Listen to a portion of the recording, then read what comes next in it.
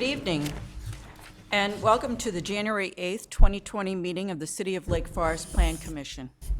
I'm Rosemary Kerr, Chairman of the Commission, and at this time I would like to ask members of the Commission to introduce themselves, starting with Ms. Athenson. Hi, Susan Athenson. Michael Freeman. Monica Artman-Ruggles. Steve Douglas. Jamie Moorhead.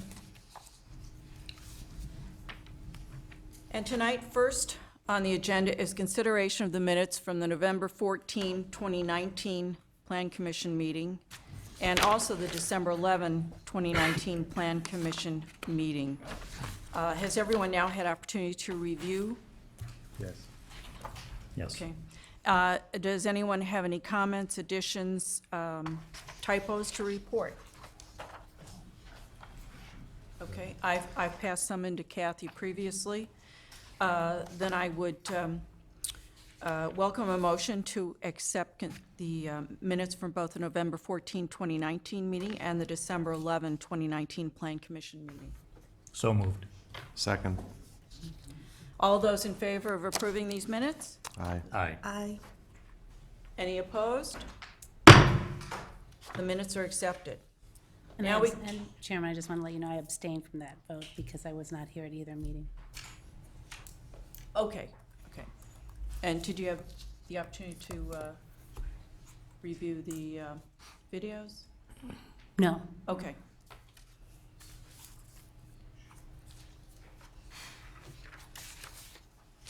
And we had one abstention. Okay, thank you. Next point is the public hearing in action, where the commission will continue our consideration of a draft update to the chapter in the city's comprehensive plan relating to the Route 60 entrance corridor and surrounding area. Background information on this agenda item was presented initially at the December 2019 Plan Commission meeting, and a draft document and background information are available on the city's website. I believe there are also some in the back of the room tonight. And if anyone would like a hard copy, they can also contact Community Development Department if they can't pick one up tonight. Presentation will be by city staff and the city's consultants, Scott Goldstein and Lee Brown from Tesca Associates, Inc. I'd like to ask commission members at this time if they have any ex parte or other conflicts of interest to report. No. And tonight, because it is consideration of a comprehensive plan and updates to the plan, I understand that we do not need to swear in parties tonight who are giving testimony. So at this point, is it city staff is going to start? I'll make a few opening comments before I turn it over to Scott and Lee. This is a different agenda item than you normally see. This is not a development petition. You are not asked to review, approve, weigh in on any specific development. This is part of the larger update to the comprehensive plan process. Several months ago, you reviewed and recommended approval of the update to the chapter of the comprehensive plan relating to the Waukegan Road Settlers Square Business District. You passed that on to the City Council, and the City Council approved that.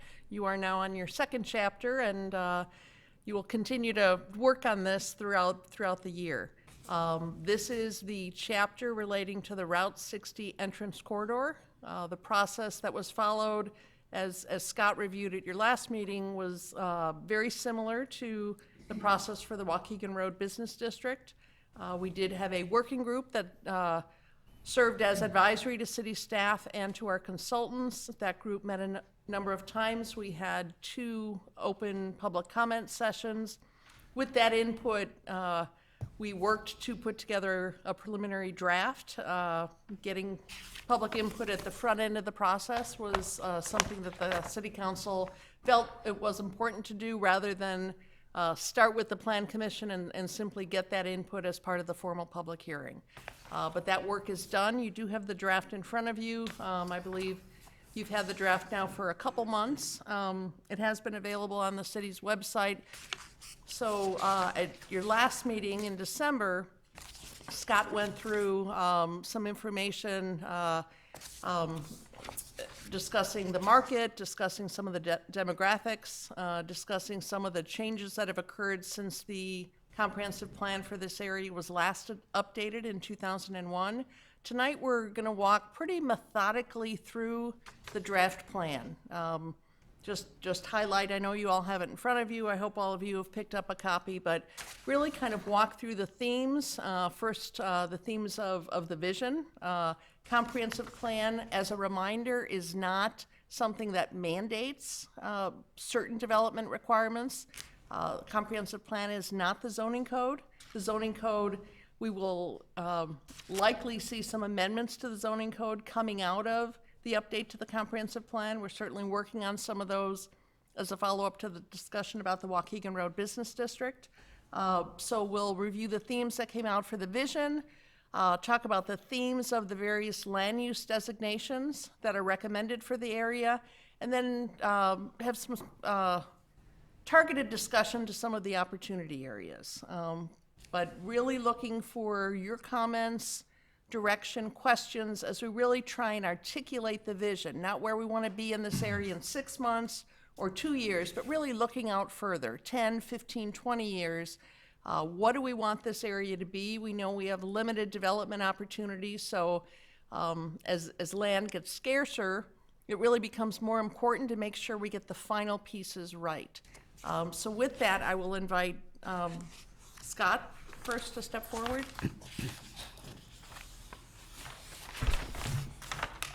Thank you, Kathy. Thank you, Chairman and Commission. If you remember at the last meeting, we discussed several themes. As Kathy talked about, we had quite a bit of outreach that went in part of this process in terms of 2 community meetings, 4 working group meetings, interviews with over 30 individuals.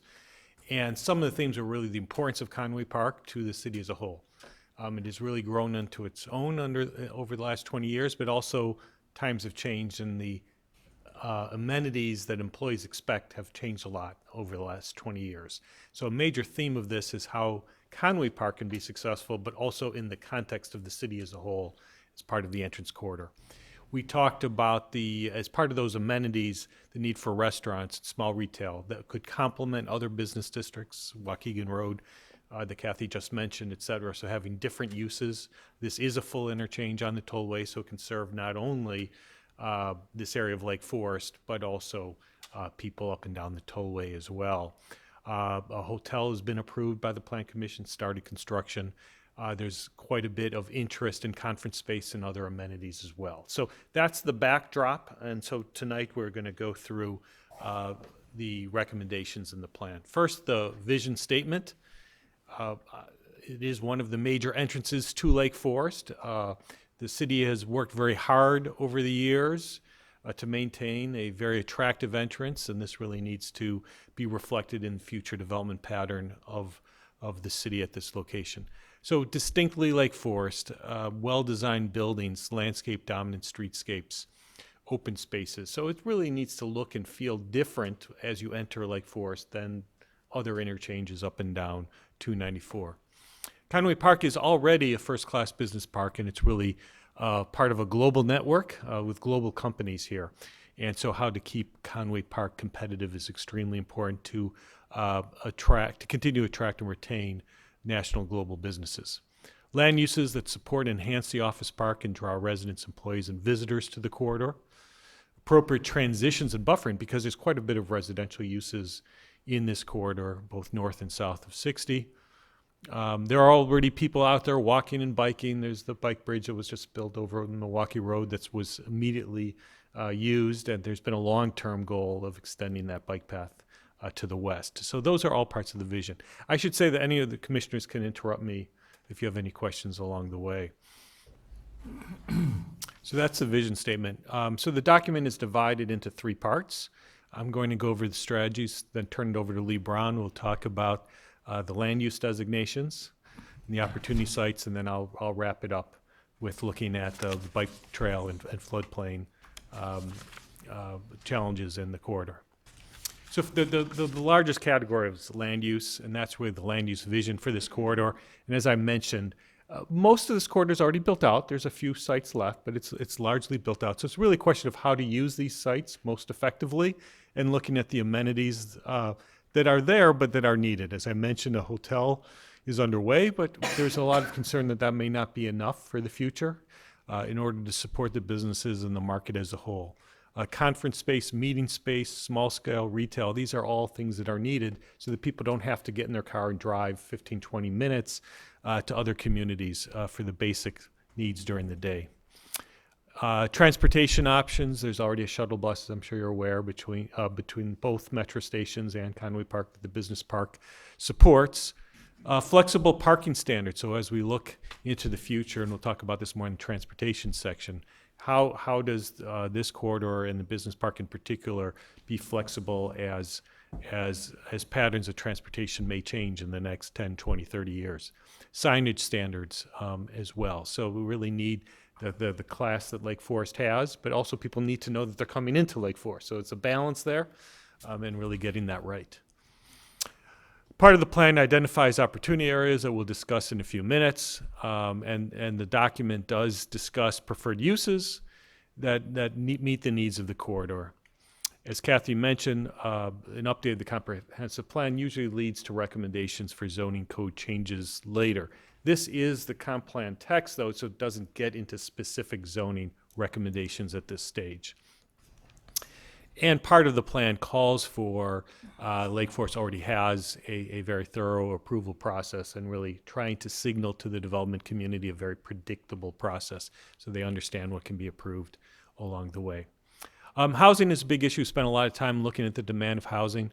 You've had some recent housing developed in the CBD that's been very successful, Scott Place and other developments, and really looking at what our younger households looking for. We talked at the last Plan Commission about the fact that Lake Forest, similar to other high-income suburbs in the North Shore, has far less young adults in their late 20s and 30s than nationally, right? That's the largest population nationally, but it's actually the lowest portion in Lake Forest. So what are the housing, how do you fuel the housing market that becomes a single-family home buyers 5 to 10 years after they move to Lake Forest? And really that missing piece is the high-end rental piece that can serve the employees of Lake Forest, as well as the pharmaceuticals throughout Lake County, people who are looking to live in Lake Forest and want to try it out as part of the community and have very high design standards for that type of housing.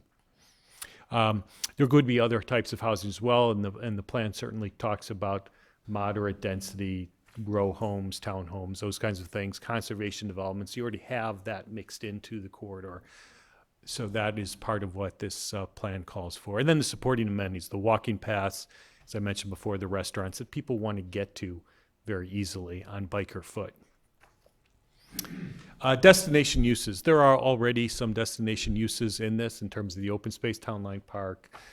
There's the Bears, the Bears headquarters. There's some municipal services. There's some very distinct uses in this corridor that people are going to specifically, and so really planning to allow for that. There has been interest for some time in Lake Forest to try to bring performing arts venue back to the community. Lake Forest Symphony no longer has space in Lake Forest, for example. That would depend on private fundraising, but the plan contemplates if there was such a development, there could be a couple good locations that I think Lee will talk about in a few minutes. But these need to be appropriately scaled and fit into the context of the corridor. So Route 60 is a unique entrance to Lake Forest, and really it's a treasured entrance. A lot of work has been done with the median, with the plantings over the years. As that bike path gets extended, how does that get designed distinctly and differently? So it's not just a sidewalk, but it's really a very pleasant path that can serve local riders. You know, bike riders are all different types of people, right? You have families with small kids, you've got the commuters, you've got the racers, all those kinds of things need to be taken into consideration. But that can give some visual interest of activity along the corridor. There are architectural elements, so there is obviously a very wide setback that's been maintained over the years, and we'll talk in a little bit about how to treasure that at the same time to maybe have some flexibility in a couple locations that would complement that with other public benefits if that were part of the negotiation. So more fully integrate the corridor with the larger community, and that really, the bike path could really help with that in terms of design facilities. Maybe there's some amenities along the way that become an important use. And really thinking about important transition buffers from the corporate office and the commercial uses to the residential. So berms, trees, wetlands, floodplain, all those issues are important to handle very sensitively so we can have coexistence between the residential developments, and I see a number of residents are here tonight, is very important between, it's really high quality neighborhoods that surround Route 60 and really being able to maintain that into the future. In terms of transportation, as I mentioned before, there's the new bike bridge over the Milwaukee North. And really think about there is still a missing link between Academy Drive over to the tollway. When you get west of the tollway, the tollway bridge was designed to accommodate bikes and pedestrians. And so those facilities are designed to the west. We're now at the eastern portion of this. So it's filling in the middle. And again, doing that in a highly designed location that could be really attractive for local users as well as regional users. Safety is a key. So it's very difficult to cross Route 60. And so really working with IDOT in the county and the city to cooperate to make those signals work well. It can take quite a bit of time for a car to pass. Even, as a pedestrian, it is quite frustrating now. Safety is the key. So people might need to wait, but it needs to be safe to cross. People do bike and walk across Route 60, even though it's quite wide, so it really needs to be safe and hopefully becomes easier over time. But at the end of the day, Route 60 is a major corridor that needs to move traffic as well. So the balance between modes is very important to keep all modes safe. Thinking big, is there a bridge, is there an underpass by Town Line Park, I'll talk about in a few minutes, to make it much easier to pass and take advantage of the infrastructure that's there. And traffic calming measures, really more aesthetic measures that can help calm down the traffic that's passing through. So separate traffic for different uses. Amberley Court, there's a recommendation to terminate it at the west end. Right now, people are using this private road as a cut-through. It really wasn't intended to be used that way. And really think about it, it's not needed for the commercial uses. So if the more commercial development came in particular, the plan does recommend terminating that at the west end to make it safer for the residents that are there and keep it a quiet residential neighborhood. There may be some opportunities for secondary emergency access, for example, by the Academy at the northern end of the corridor near the municipal center. Enhancing mobility. So balancing the interconnectivity of the streets with minimizing cut-through traffic. So that's really important because there is quite a bit of traffic in this area, and making sure the quality of life stays very pleasant for the residential neighborhoods. Updating the parking requirements. I mentioned a minute ago that most major real estate organizations are really looking at thinking about parking lots as new opportunities. They might be public plazas with activity rather than parking all day. There may be a time when the cars, really the transportation brings you to the destination, but really doesn't sit there all day long. It's moving on to the next passenger. We don't know exactly what will be happening, but most real estate ventures are looking at designing parking lots differently to be reused for other uses in the future. And that could be additions to buildings. It could be more open space. It could be a number of different things if those things change. We're talking about into the future here, not in immediately having that take place. So I'm going to turn over to Lee to go through the land uses. Thank you, Scott. So I think it's worth stopping for a fraction of a second here related to what Scott's been talking about is essentially those things that are the strategies that the city does within its realm of authority. And a lot of that is in the right of way, and some of which is through the zoning process that may follow beyond.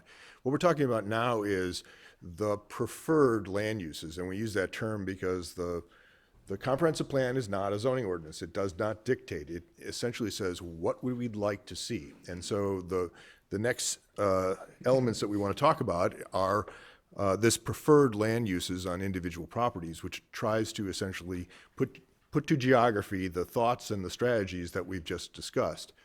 So we tend to use this coding process that is a series of colors. I'm sure the Plan Commission may be familiar with it, but I don't think that the public necessarily thinks in terms of office is always pink. So that's what we're going to talk about here. The map points first to the pink or office use areas, and we indicate that the corporate part is not intended to change. It is intended to be enhanced, make it successful, sustainable. The great strength that has been built to date is take advantage of that, but we're not looking for a massive change in what occurs there. We should be accommodating change in that we know that the office market, particularly the suburban office market, is changing, and that the demands for amenities is changing, and that's what Scott previously talked about. So it is within the realm of a strong and capable and sustainable office park that we include the amenities that may include hotels and restaurants and conference centers. Those are not in any way a distraction or a diminution of the value of the site. In fact, it enhances the marketability and utility. And so all of the things that are listed here within this land use designation makes sense in terms of this sustainable office park. On-site parking opportunities for shared parking, development of outlots. If parking needs change over time, we know that the way we travel may change in the future.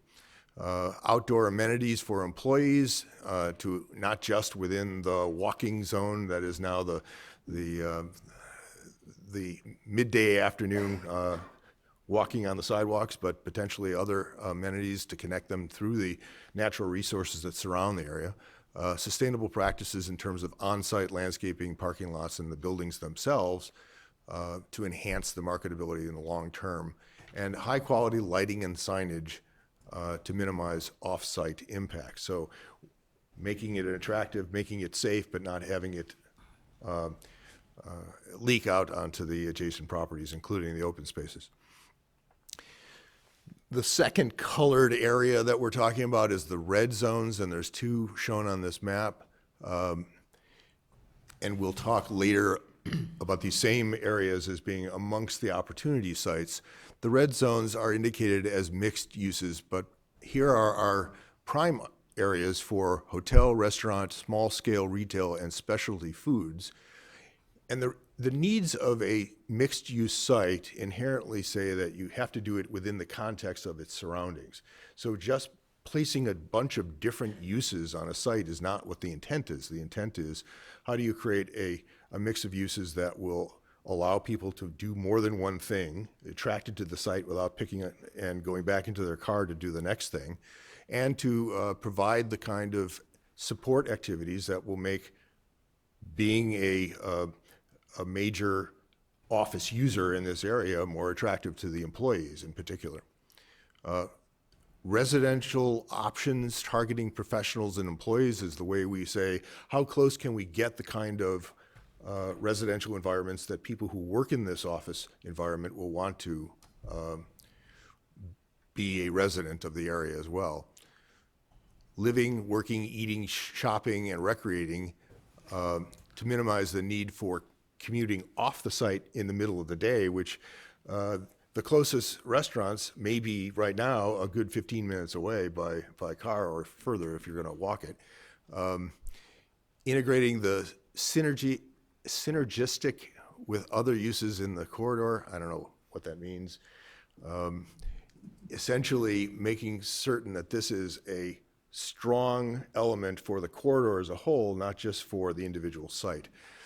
Complementary to supportive and existing uses in Lake Forest. Again, not competitive, but supportive. We have two different yellow and orange types of residential, and that really relates to potential densities. The lemon yellow, if you will, is for the most part existing residential that already is within the corridor. And the, what should we say, mustard colored yellow, slightly almost brown orange, includes some existing residential, and the densities are vary on these different neighborhoods. and the potential for additional residential of that same density. So if we look at moderate densities as being the darker of the two colors, attached single-family homes, townhomes, and row homes, and the potential for condominiums and high-end apartments. The lower yellow density is clustered housing with common open space, mid-sized to large single-family lots, and estate homes. So potential mix of residential types in that area. The next is the brown color. Actually two different parcels, but we see them as being very linked, primarily because of the limitations on existing access. They will best be, when developed at a greater intensity or use, working together as a development that allows for a transition between the adjacent residential and the academy. Again, access is a challenge on this site and is likely to occur in conjunction with both properties together and potentially with adjacent properties if that can be worked out. Open space opportunities to highlight the natural features, in particular on the northern part of these properties. Transition, again, bridging or buffering and transitioning between residential type and the adjacent academy use, and the area needs to be planned comprehensively to address challenges and take advantage of natural features. The next is the light blue areas, which we are identifying as education and is essentially the academy and the high school, the academic buildings and campus, the residential accommodations for faculty and students, administrative offices, athletic facilities, open space, and gathering areas are all common and appropriate for this mix of academic designation. The darker blue are special characteristic sites. You see the Bears property and the city's recycling center properties. Unique in terms of their physical features and the activities that occur on them. The unique activities are adjacent to, in the case of the Bears property, adjacent to the office park. They are generally isolated from other uses physically, and they are adjacent to the preserved open space and sensitive natural areas. So they present a unique opportunity, and we're not calling for change on the Bears facility necessarily, but what we're saying is it isn't what we would have necessarily expected in an office park, and it has a unique nature that can contribute to the success of that office park as well. And the opportunities that's presented on the city's site are impacted by the surroundings, the adjacent open space, the rail, and other conditions. Open space in the green tone, for the most part, is existing open space. They're not calling for changes in the public parks and the privately held open spaces. When we get into the opportunity area 3, I think we'll talk about the fact that there's wetlands and natural features there that need to be preserved as well. So permanently, these are, as open spaces, permanently preserved open spaces, public and private in nature, and also encumbered by wetlands, floodplain, and woodlands. So the utility is limited by the natural condition that exists on those sites. So we identified a number of opportunities for change, and for the most part, the land use designations that are shown here represent the conditions that currently exist, but there are several sites, and we have numbered them, that we see likely change over time. The first of which is numbered as 1. It is one of the 2 mixed-use areas. This is the site that you have already approved the hotel on the eastern side of that site, but there's a considerable portion of the site on the western side, the highway-facing side, that is likely seeing development, and we would expect that to be in conjunction with the hotel itself. The number of businesses and activities within the office park are in need of hotel space, are in need of business meeting space, and it also offers another opportunity for, in addition to the restaurant that's already anticipated within the hotel, this again is another site where that mix of uses can accommodate a restaurant as in support of these same office activities. The number 2 on there, we talked about it a moment ago as being this transition and potential mixed-use site, but the star that's on there is indicating this is one of 2 locations where the potential for a community forum exists. So Scott's had previously said that there had been the notion that we don't have a physical facility for the symphony, but there are other performing arts and other activities that might be located yet within the corridor, this being one site that may offer a very attractive space for it. It's unique as a site, it's unique as a potential use. The question is, can you fit that on that site? There is if I move forward, a second alternative location for the star, that public forum being adjacent to the high school itself, or the school facilities, and the potential for that being a joint use facility and making use of the parking that already exists, or expanding the use of that for public forum is a natural, if you will, and it allows for taking advantage of the fact that the access through there is already controlled and would accommodate the kinds of bigger crowds that would potentially be associated with a public forum. So let me walk back and say the third opportunity site listed there is, again, a mixed-use site, an important site because it is directly on 60. It is at a 4-way intersection. Access is there, but it's also important because of its being at the gateway into the corridor and the gateway into the community as a whole.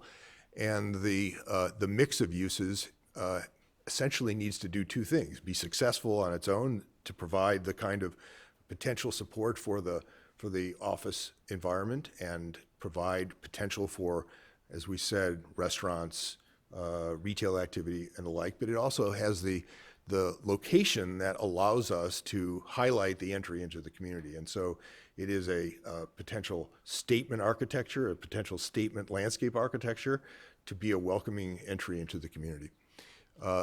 The area listed as 4, shown as that medium density residential to the southwest. These are large, I believe, 5-acre estates. There is certainly some environmental characteristics, meaning that there's wetlands there that may limit the total development area. And the question is, what are the kinds of residential uses that can sit within this area that is immediately affected by the noise and the characteristics of the highway, and the nature of the building type should be selected so that it can accommodate that nearby almost nuisance characteristic of the noise on the highway. The area identified as 5, the number itself is sitting on property that is environmentally sensitive and should be preserved as open space as part of a development. There is the question of whether the existing platted single-family homes on the road are the likely and most appropriate use in the future. And there were 2 elements that were discussed publicly as part of this process. First of which was the question of the drive-through, or the potential for putting cul-de-sac either on one end or both end of that road to limit the drive-through characteristic that is of a concern if development occurs of the rest of that site.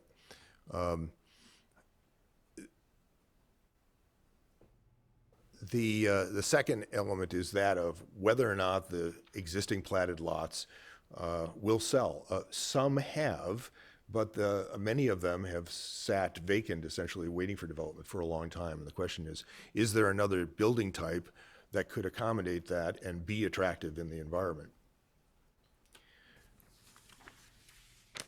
Bike trails. Back to Scott.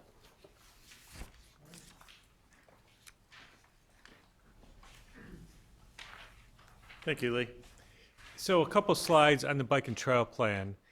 If you can follow the green here, so if we're at the northern end, near the Municipal Services Center, the idea is to create a connection here between Middle Fork, Savannah, down to Field Drive. This area is heavily used by pedestrians. If you go out there during lunchtime, you'll see people all the way up and down this area. So the idea is to make this connection here. I'm going to cover the Route 60 area on the next slide, but looking again, this is an existing pathway, connecting this over to Deer Path to get over into the rest of the city and across Waukegan Road. Those are the major elements of the northern portion. If we zoom in, we mentioned before about making the crossing safer for all modes of transportation, and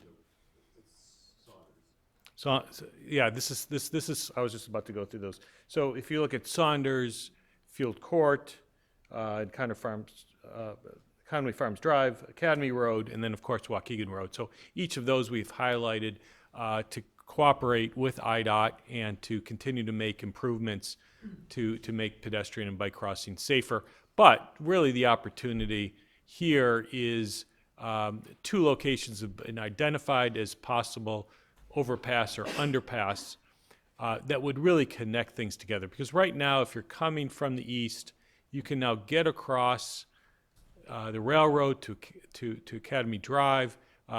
Assuming this is extended all the way to the west, that's very nice, but you can't really get over to Town Line Park very well or the high school campus. You'd have to do this at the street level crossing.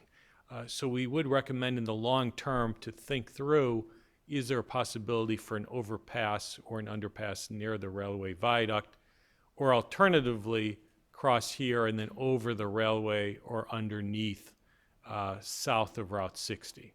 That then provides a network to be able to use this entire corridor in a more seamless manner. To the southeast, this would then connect over to North Shore Trail. So the idea is to connect the regional trails. This is the missing link between all of these regional trails.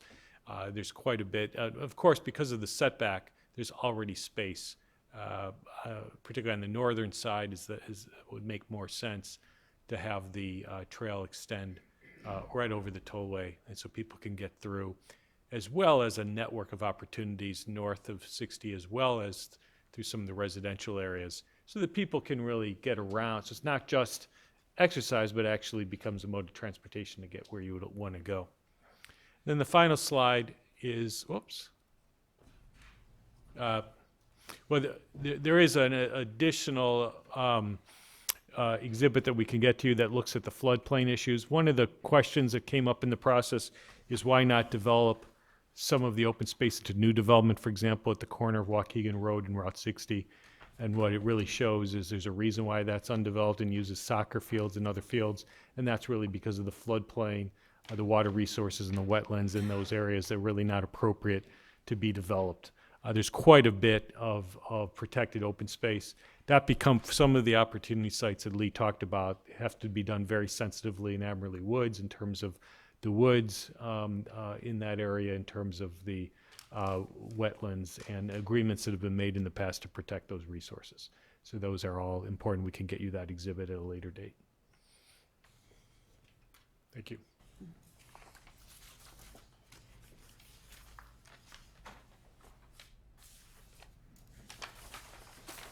Thank you. Kathy, would you like to make some comments? Really don't have much more to say other than, again, as a reminder, this document really sets a vision and proposes strategies for achieving that vision in the short term and in the long term, and identifies a few sites where there's more specific direction. Ideally, the comprehensive plan will set expectations that developers can then look to, and ideally bring in plans that closely relate to the vision and to the strategy, utilizing the strategies, so that the approval process can be streamlined. But really looking for your comments, the public's comments on, is the vision where we want to be? Do the strategies make sense? Is something missing from this plan? Interested in your thoughts, comments, direction. If you choose to do so, if you're comfortable, you could take action to move this forward this evening. If there are areas you want us to work further on refining, we're happy to do that too and bring it back to you. All right, thank you. Then at this time, I'd like to open the meeting up to questions and requests for clarification from the commission members to petitioner or staff. Commissioner Douglas? My questions are really quite broad in nature. I don't have any questions about, I'm sorry, my mic was off. My questions are really broad in nature, and I totally agree with the vision, with, the strategies, and even with the specific recommendations. My questions are extremely broad in nature and probably better suited for later in the meeting after we Okay. get through these details. Okay. Commissioner Athenson?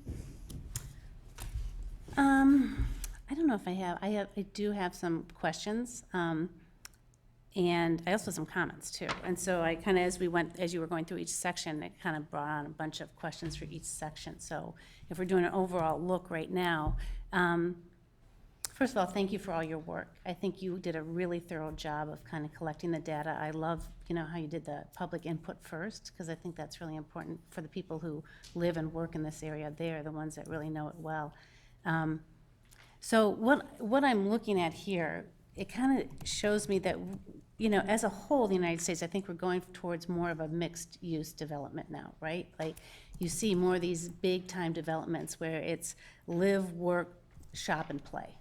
And we kind of saw that up in Vernon Hills where they did that Melody Farms. I mean, I could argue that it wasn't as successful as we could be here in Lake Forest, but I'm kind of seeing that Conway Office Park is going that way. Like, to be successful in the future, we need to be more multi-use. And so the one thing that sticks out to me with Conway is, in terms of the office park, did we really think about more multi-use instead of just office space there? Because one thing I've noticed in a general, like, I have more specific comments and questions, but one thing I noticed is that we're really missing on high density. And I think when you think of younger people moving up to this area, they're working in the office park, there's really no place for them to live. They're commuting from the city because they like the city lifestyle, right? That's a high density lifestyle if you think about it, right? They're living in Lincoln Park because they live in an apartment or a condo. They can walk to restaurants, they can walk to their grocery store, they hop on the train to get to work, right? So the younger generation loves that lifestyle right now. You even see people leaving Lake Forest who are empty nesters going back towards that way. So how do we, if we're going towards a future with Conway, how do we convert it from a single user on each plot, a single tenant, right? Each office building with a tenant, to more of a multi-use kind of space? How do we could we introduce residential within the office park? Could we introduce like services so people are living, working, shopping in the Conway office spot? Because I know right now we're just a single tenant for each building, right? So maybe we think about more, I mean, I know you mentioned that, but more multi-use in each building, or even allowing the development of multi-use in the future. I'm just kind of talking about what I see in the future, because if we're going to evolve that way, if you want to attract younger people, how do they live now? I mean, we've got moderate density, we've got low density, but we're really missing on the high density. And then also in terms of this whole area, the other thing that really struck me was the walkability. I know you kind of touched on it a little bit, and how do we make it less auto-dominant and more pedestrian-dominant? And the paths are a great start, but something like just putting sidewalks on both sides of 60, just so people, can get around easily. I love the idea of having a bridge across from Town Line to West Campus, because I personally know that is a challenge. And that would connect, Town Line also to Westlake Forest, and all the businesses down there with bikes or walking. So the two things I'm looking at really is, have we considered the mixed-use features of the office park? And also, can we increase the walkability even more? So anyways, that was kind of a question, comment kind of thing. Well, we certainly have a balancing act, if you will, in that the current business park is strong and working well. And in particular, I'd point to the uniqueness of the specific industries that have clustered there. You have the medical offices that are, continue to drive the local economy, the local employment. We don't want to do something that dilutes the concentration of those businesses, because part of their success is they draw on a employment base together, and it being a place that can be recognized as an entity supporting both this cluster of medical buildings. We also have a cluster of packaging, I believe, businesses as well. As to a comprehensive plan is not going to try to induce a new character of that area in a way that we would undermine the value of that as a business park. However, we are saying we think that the kinds of supporting, let me keep residential aside for a moment, but clearly we don't think that a monolithic office only is necessarily the office park of the future. So this is why the plan allows for and accommodates this mix of use, and it is, again, not zoning, so one would have to look at whether or not there would need to be particular zoning on a site to allow for a second use or a mix of uses on the site. As the owners of those properties begin to be, if they are ever challenged in terms of this is a headquarters site or this is a mixed-use office site, what's the next step for us? Can we put in a different use in addition to what we have? So that, I think, is clearly accommodating the issue of a mix of uses that address a employment park, a business park. The question of residential, well, the reality is that the mixed-use parks that seem to be successful, you don't necessarily see the residential living within the business park because they are trying to live in an area that is residential, not necessarily distinguishable from an activity zone, which is why we're saying there are nearby sites near Conway that can accommodate greater density than we currently see, or can be developed in proximity so that the person who lives there is proximate, convenient, but lives within what is seemingly a exclusive residential environment within a building or within a site. We really aren't seeing that many suburban office business parks that have the intensity of downtown or a business district like downtown Lake Forest, which can accommodate the mix of uses in immediate proximity that way. And No, it's a good discussion, because I'm just thinking that's what's missing, is the high-density apartments for, one of the younger things people. that a downtown has that this area doesn't is the rail. That's the other thing, right? And we recognize the success of Conway's private creation of a connection to the two rail sites. It's very important for their continued success because much of their employees are taking use of the regional rail system and then taking the shuttle into the park. But it doesn't have the half-mile walking zone that downtown Lake Forest does, that the ability to walk from your residential higher density apartment, which is attractive, or condo, which is attractive to the resident, to walk to the commercial, walk to the other businesses that are there.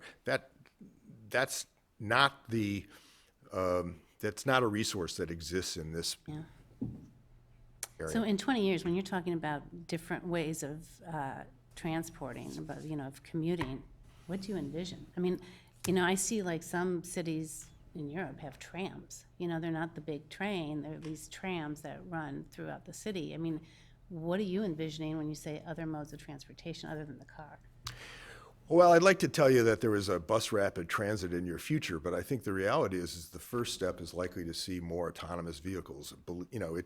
It's still a little bit fictional at this point, but we know it's going to happen. We know that there are going to be the potential for you not driving your vehicle and parking in a parking lot day long and then getting back in the vehicle. And the question is, does that free up space within Conway Park for additional buildings or additional uses? We believe that biking is a legitimate mode of transportation anyway, not transit. But it can be serving, even in this climate. I have 2 employees that ride their bike 365 days a year. But that may not be the case out here, but it certainly is a mode of transportation for the summertime and the good weather that people who live within Lake Forest can take advantage of if the facilities are there. But I think when we spoke about new modes, it's the question of whether or not there needs to be 3.5 parking stalls per 1,000 square feet of office in the future. We think in the future that ratio may change, and we should be able to be flexible and accommodate that as occurs into the future. Okay. Did you want a tram? It would be great. I'm thinking back to the days when they had the electric line down into the, connected various suburbs and, Which I is mean- now our bike path. right, yeah, but I'm just thinking, could you put a light rail along the tollway that connects certain, I don't know, it's something, Communities I have mean, it's found really that big the picture, but, intermediate step is a bus rapid transit because it doesn't require the capital investment. right.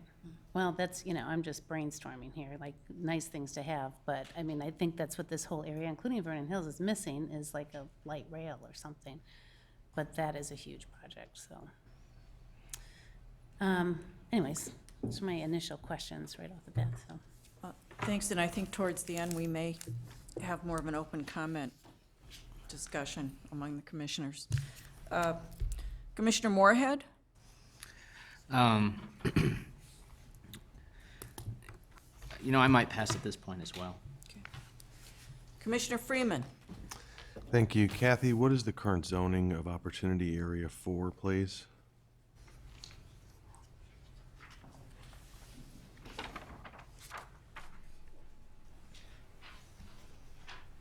The current zoning of that area, which is between the Tollway and Saunders Road, is R3, residential, 1 acre minimum lot size. However, when that area was annexed, there's actually a special provision in the zoning in that area that allows, as long as the underlying density is maintained, the houses can be clustered, recognizing perhaps the desirability of having a berm to mitigate the impacts of the tollway and recognizing the wetlands. So essentially, it's equivalent to what our planned use subdivision zoning would be, or use of that ordinance? Yes. Okay. Given that annexation agreement, then, does it require any changes to zoning and/or the planned use subdivision ordinance? I mean, it sounds like we could, if a development were proposed with a larger or equal, actually equal at this point density, it would have to be equal, of clustered homes that preserves the wetlands and allows for noise mitigation, that could be done under the current zoning. Single-family clustered would simply be a subdivision, as you said, similar to your planned preservation subdivisions that would come to you. It would not require a zone change. In order to do multifamily or some other type of use in this area, that would require a zone change. Right. So it would have to be single family as well. So that could be something that, I mean, I'm just trying to think about at what point in this process do we start to talk about the availability of zoning and/or planned use subdivision kind of changes that make it, if this is supposed to be something that provides developers with the opportunity to have clear direction as to how to move forward, it strikes me that we need that level of detail that isn't covered in this plan. Once the comprehensive plan update is adopted, the land use designations, the city could choose to proactively rezone properties if the current zoning doesn't align with the current land, or with the newly adopted land use designation. Or alternatively, the city could allow a developer to come forward, hold the current zoning, but then if there's a development that reflects the preferred development parameters, preferred uses, then the development could be approved in conjunction with the rezoning. Right. It just strikes me that if the purpose of this, and since this body does make recommendations regarding appropriate zoning changes, I mean, they come to us first, it just strikes me that this would be an appropriate time for us to be making such a consideration if we really wanted to give developers a clear idea of what we were open to. So, I mean, I would just make that suggestion to the city that it strikes me we shouldn't do it twice. If we're going to give some visibility into what we think is available here, we should, it just seems like it should be part of the same process. The process would be that your recommendations on the comprehensive plan would go to the city council. And much as you did with the Waukegan Road Business District, there are action steps for that. And in this case, if some area was inconsistent with the current zoning, you certainly could recommend an action step that suggests that the council move forward proactively with rezoning an area. Yeah, I mean, and to be clear to the residents, it doesn't mean anything changes. They would require some developer that had an interest in such a development and the agreement of those current property owners to sell their property. So I'm not suggesting like we're pushing forward something. It's just, if we're gonna give some form of a roadmap, it strikes me it should be a fairly complete one.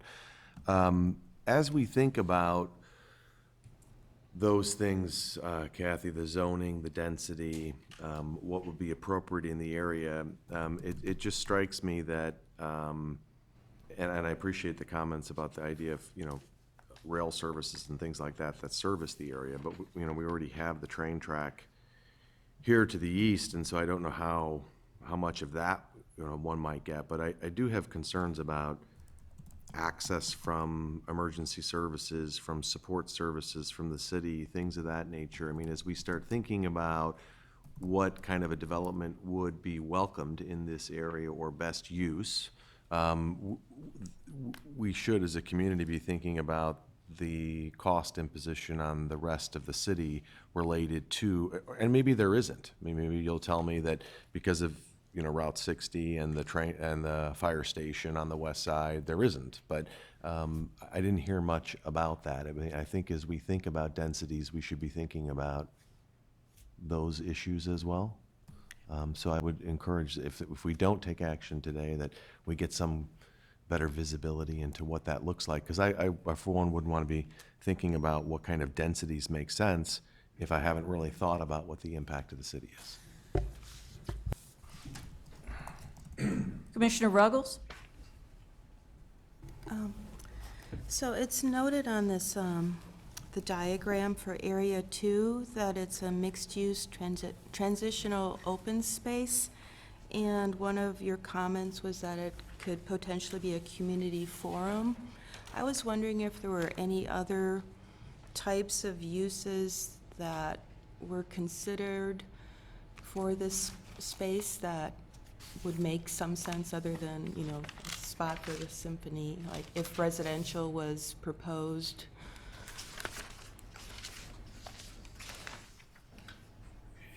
We didn't cover it specifically, but in the document, it actually describes a number of possible uses for that site, including residential, conservation development, moderate density. There's also an existing large open space as part of it and a privately owned parcel. So really thinking about how this develops all together, how that open space takes place, residential development. It could be a public event space, but there is also more typical types of development that are appropriate for the site. Okay, so you do see that the mixed use could even potentially have some small-scale retail or restaurant even because the school is there and, I mean, There's some those challenges to the site because it's so close to the viaduct. There have been plans in the past for office to extend Conway Park to the east. But it is a challenging site for that type of, if it was a high-intensity commercial use, it may not be the best site for that. Okay, thank you.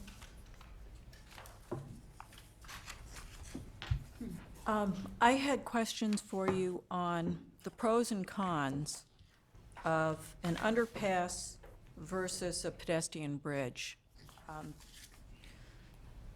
The new pedestrian bridge over the railroad tracks at Middle Fork Savannah has fairly large lead-up earthen ramps.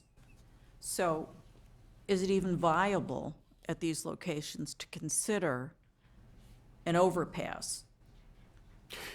One of the questions we entertained was whether or not it could be done in conjunction with the existing right-of-way that the Milwaukee Road right-of-way.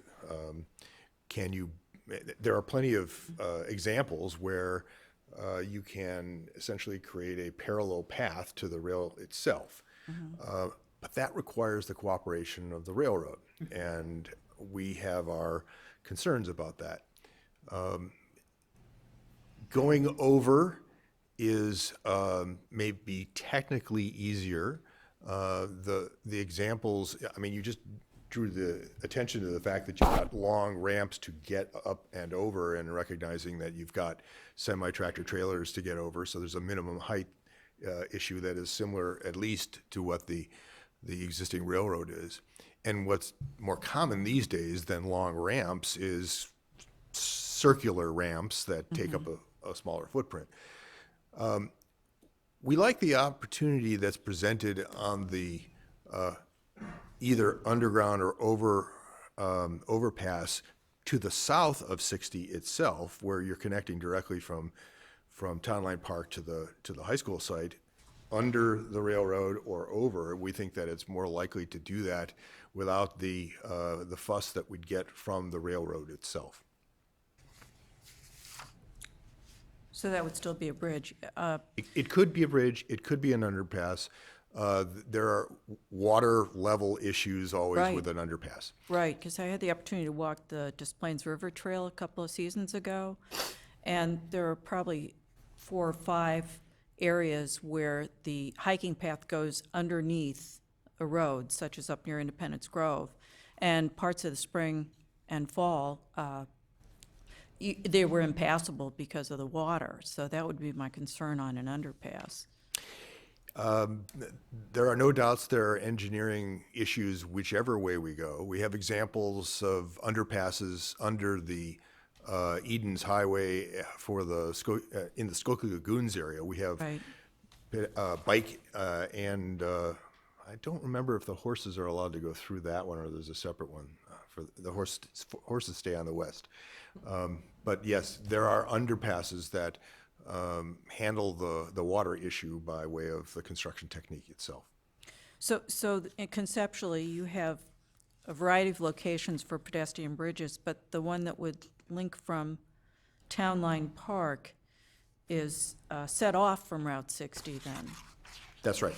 And how do you get it through the recycling center? There is some more, is it the North Branch of the Chicago River that runs through there, isn't there also? There is I want to call it a creek. It's a Yeah, it's a right. sub-element of the waterway system. Again, it's an issue of can you do it adjacent and maintain a path during all weather conditions. In most cases, you can't. In most cases, you have periods of the year in which you have water inundation, you can't use the path. Because looking at other areas where I think you do suggest simply crosswalks,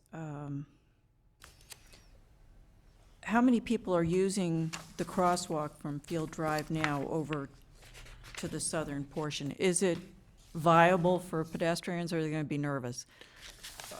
Well, I'm not sure those are mutually exclusive. I think that it is viable. We know that there are pedestrians that are making use of it. I believe that 2 of them have crosswalk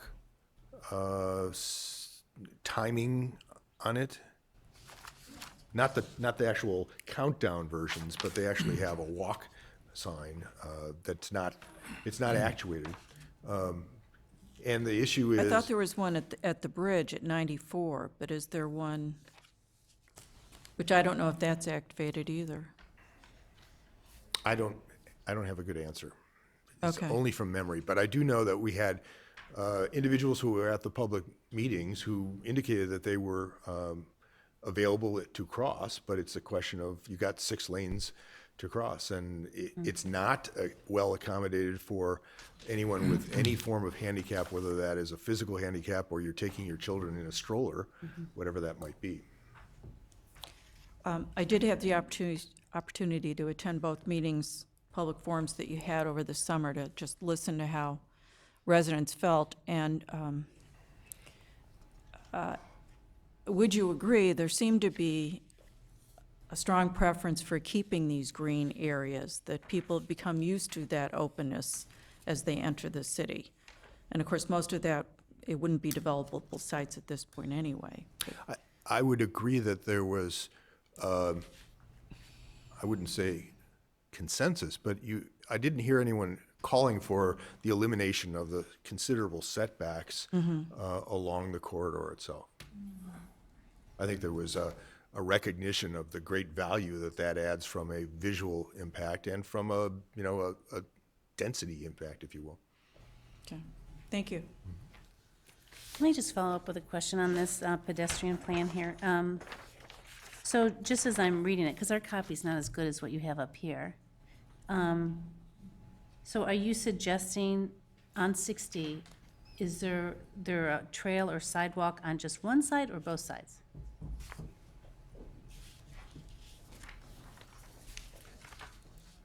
On 60, we're showing the trail just on the north side, so a multi-use trail, so it'd be a wider trail that could be safe for both pedestrians and bikes, so not just a narrow sidewalk. We've talked about, I mean, this isn't into design, is it does it have to be a straight path, or can it be meandering? Can there be drinking fountains, benches along the way, something really attractive? On Field Drive, it's a little hard to see, but there are places where we are showing that additional sidewalks are needed. So why didn't you consider a path on the south side also? On the south side, well, you really do, if you're going to do a multi-use trail, you really want to have that traffic in one location. So the question would be whether there should also be a sidewalk on the south side. I think there were some physical limitations in some areas to be able to put that sidewalk in on the south side. Well, it's just something to think about, just to connect we could everything on look the at that. south side also, even if Okay. it's just a smaller path as opposed to a bike path or a multi-use More path. traditional sidewalk. Yeah, just thinking, just to, connect everything for pedestrians, even, moms walking babies in strollers. And then, the thing I think about is like on Everett Road, when we put in that bike path on Everett Road, not many bikers use it. So I'm just wondering, once you put a multi-use path on here, I think you can probably bring out more bicyclists, but did you ever consider on putting a bike lane actually in on 60? Because it seems like on Everett, the bicyclists are still in the road. The trend is to move, is if you have the space, which there is in this case, it's much preferable to have it off-road than to have a bike lane. There are some people that would be able to ride a bike next to semi-trucks, but the majority of people would much prefer to be off-road. So the idea is a multi-use path can really be well-designed. The problem in the past has been conflicts between pedestrians and bikes Right. on a trail, but that can be designed and be taken care of. Or there could be two, there could be a sidewalk and a separate bike lane if there was going to be such considerable bike traffic that pedestrians wouldn't feel Yeah, comfortable. that's what I'm concerned about, mixing the bikes and the pedestrians, because then the bikes won't use it. Right, so the two ways, we've looked at this quite a bit, we've designed other trails with transportation engineers, is the width really matters, the buffer on both sides really matters, the material that is. Sometimes they're striped, sometimes they're not, depending on the width, and then sometimes they're separate. So those are all, there's some engineering solutions that can take place. The only thing that I would add is you won't get the racers to take the side off-road version of this. Those that are Right, in the spandex, they're staying on the road. right, that's what I mean, like, that's who I see, like, on Everett Road, they're not using the multi-use path. Just a consideration. Any other questions? from I the guess I commissioners at I this can, time? No? I'll dive in with my broader question. And I think what kind of prompts my question is, in the strategies to get there section, the first bullet, if you will, says, provide a mix of amenities such as restaurants, hotels, a specialty inn, conference center, business center, et cetera. And the word provide, well, I don't think we can just make it happen. So we have to find a way to encourage or provide incentives to attract those uses. I don't believe the city's gonna, subsidize these uses. So to me, what is gonna attract those uses is residential density. And so my issue is, do we have now, and I think the answer is no, or will there be enough density in the future to attract retail and hospitality uses? Because after all these uses the first thing they look at is demographics. Luckily we pass on the income test, but in terms of the number of households within a radius or within a certain area, I have no idea. And so I wondered if you guys had looked at all at, well, first of all, I would love to know how much density is required in terms of number of units per, I don't know, mile radius or whatever it is to attract these uses. And how much do we have now? And then how much might we have in the future if the available land gets developed? Because I'm concerned that maybe there's just not going to be enough density of residential to attract those amenities. And then there's that chicken and egg conundrum where, we've heard earlier that there are platted residential lots which aren't selling. So if there were retail nearby, would they sell? And on the flip side, we've seen, over the years, we've seen Whole Foods and Costco look at opportunity site number 3, but of course, those guys attract customers from a much broader radius than the type of the type of retail we're talking about. So, and over the years, we've not seen the smaller retail, jump into that site the way we might hope. And I guess, the way to make it happen all at once would be a master planned community, but I don't think we have any parcels that are large enough to do that. So I'm just curious what your perspective on all that is. Great question. So I think Lee referred to this earlier. So this is not a downtown location. So, we're going to be working with you on the CBD, and that's a very different set of economics of walkable.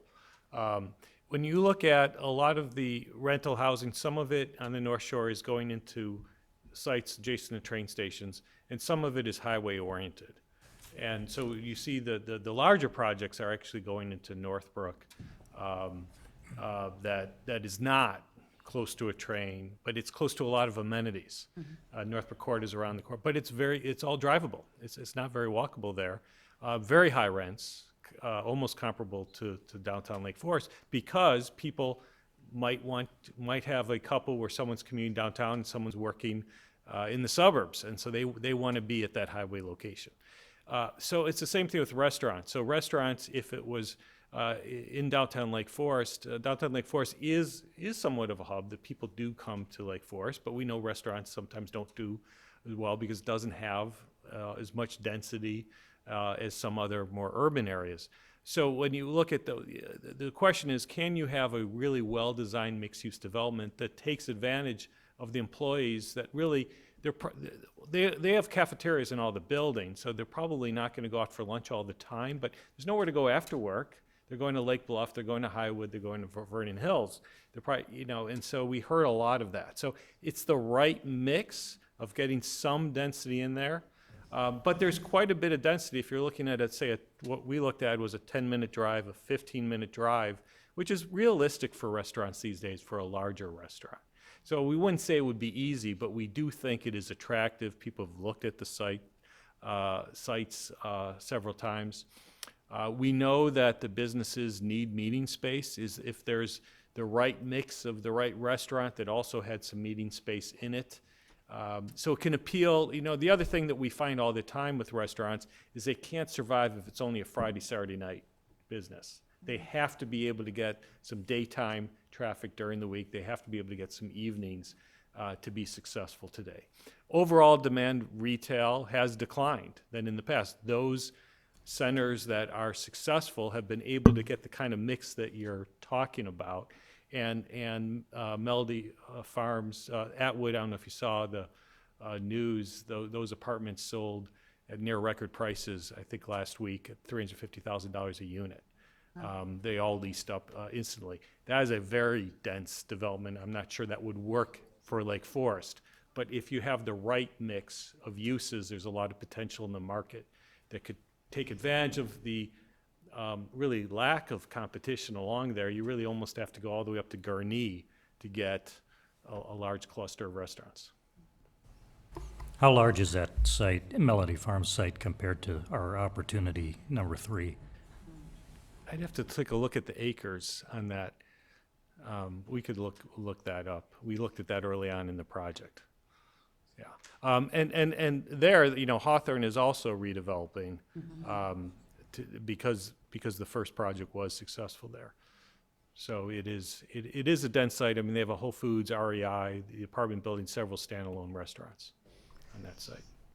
I would just add, keep in mind that during this discussion, we heard frequently and loudly from Conway Park Owners Association, individual businesses, the Bears, that in order for them to continue to be successful, for them to retain and attract businesses, they need to have some uses out in that area near them. And they continuously talked about meeting space. There's lots of security issues in their own buildings. Some of the users have told us they would prefer to go outside of their building for some meetings. They talked about restaurants, they talked about specialty food stores. So I think this location is very different than our central business district and different from Waukegan Road.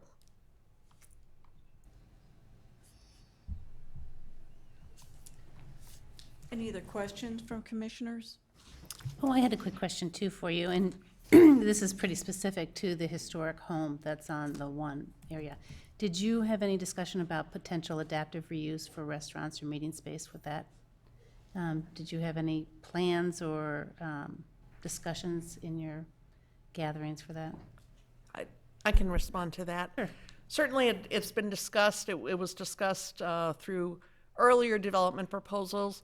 The language in the comprehensive plan provides for that flexibility, but doesn't mandate, again, comprehensive plans don't mandate It's specific, yeah. that it be preserved. If a development came in that provided the preferred uses and in a high-quality way with appropriate streetscape, I think that we would have to very carefully consider whether that approach was better than efforts to preserve the house. On the other hand, there may be someone who has a creative approach to that house. But in the past, as previous development plans were looked at, in many of those plans, the house was not preserved. So there's the option in this plan to go either way. All right, thank you. Then now we would open the meeting up to public testimony, public comment tonight. And we do have several folks who have already registered to speak. And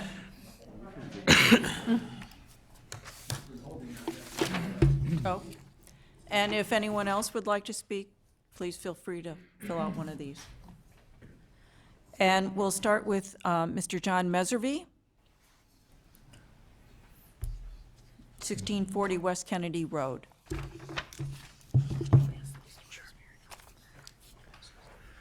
Well, good evening. I'm back. I feel like I've been here for 30 years. Over the holidays, I went back and did a timeline of how many times I've been in this room. It's over 100. We're site number 2 on the lake. Maybe we can go to that spot. Yeah. I don't know how to-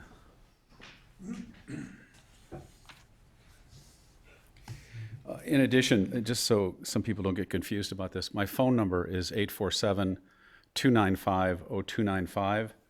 I know we get calls for pizza and with that number, 295-0295, but it's really just my cell phone. Also, my wife is here tonight, Marcia, and my email address is john@privatefamilyadvisor.com.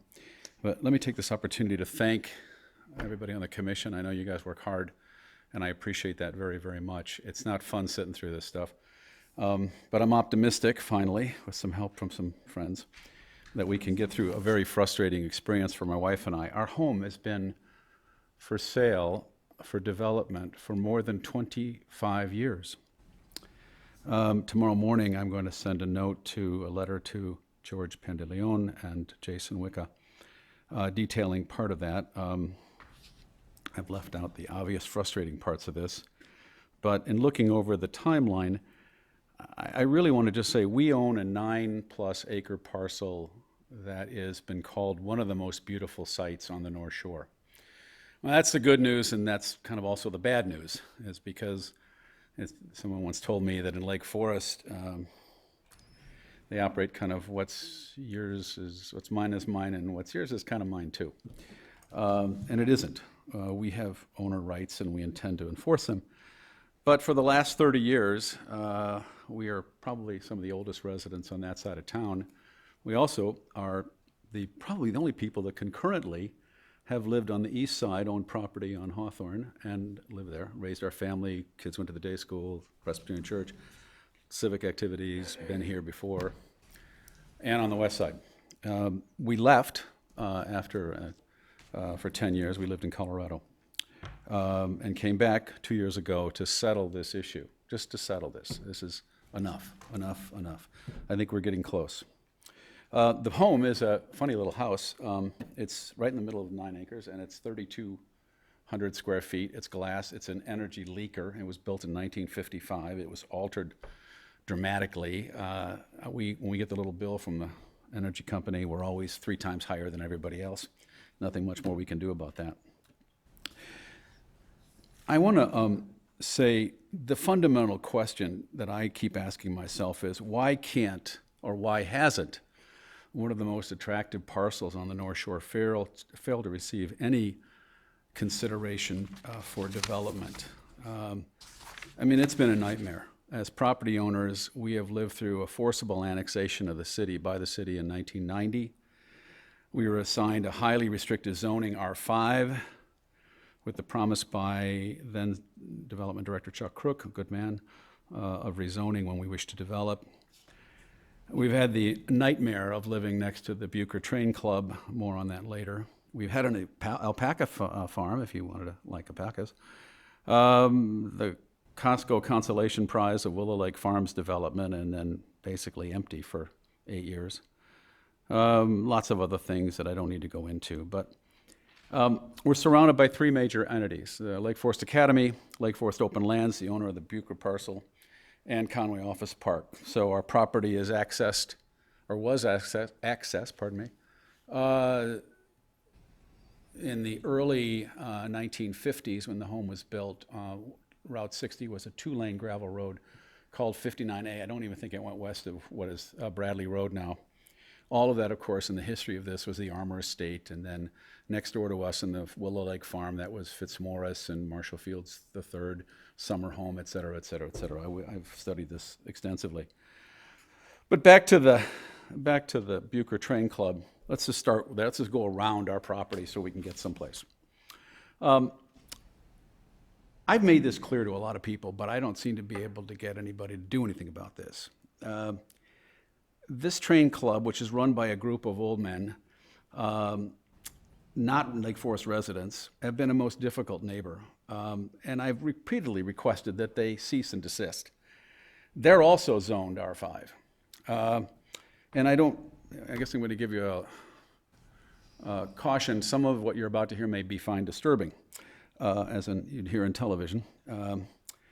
They operate an uninspected, unregulated metal shop in the city of Lake Forest. It's zoned residential. They laugh and mock that we would never pass an OSHA inspection. My attorneys tell me it is a legal term, that it's an attractive nuisance for children and other visitors who frequently ride these coal-fired steam engines, these trains that are 1/8 scale. They kind of straddle them. The children ride these trains. They have fires, steam, and occasional derailments. This is a high safety issue. There are no facilities for sanitation in this property next to our home. So the toilet flushes directly, what toilet they do have, onto their property, not treated, just directly, on a ditch that they formerly called PP Creek. Funny. Frequent public urination and excrement visible to our house is present on this site. They have removed substantial water from Academy Lake to water trees for an illegal tree farm that Mr. Bucher decided to use to avoid paying property taxes. We've also seen a frequent intensification of the railroad site. They are operating without grading permits, even though gravel and coal is delivered frequently, all next to us in an area designed to be residential. They've refused to reimburse us for water that they use. The city has refused to give us a separate water meter. And for years, their train buildings were surreptitiously placed on our Meservey property tax bills. They also have failed to reimburse us for any of the driveway maintenance or snow removal since we bought the property in 1990. They've had multiple acts of trained personnel, including Lake Forest Academy personnel, trespassing on our property, so much so that we've had to build a fence around the entire 9 acres that's 7 feet tall. They have a dumpster in a residential neighborhood. They also have environmental concerns in their metal shop from dumping of solvents and other metalworking chemicals. There have been grass fires and other damage to the site from train club activities. And finally, ongoing noise violations from train horns and whistles that run repeatedly in the summer, even at night. And one would have to ask, who would want to live next to this? And why has this been continued? Who has allowed this to happen? Well, the owners are Lake Forest Open Lands. We've tried to contact them multiple times. They ignore us repeatedly. We also, by the way, have missing basic family city services. We have no cable TV. We have no secondary access. We have no environmental pickup. We have frequently lost AT&T service from construction digs next door at the Willow Lake Farm, and we have no separate water meter. I mean, I think we're somewhere in western Kentucky right now with that kind of service. Our last attempt to resolve this issue came during a meeting with Bob Kiley, Kathy Cerniak, and Julie Tappendorf on October 10th of 2018. We tried to develop a road to the west. Frustrated by so many other attempts, we thought one last chance. We'll try to develop an access route on the north edge of the PCA site, formerly Brunswick, and on the south edge along the fence line of what would be Willow Lake Townhomes. Curiously, that same route is now being proposed as a walking trail, which I support, actually.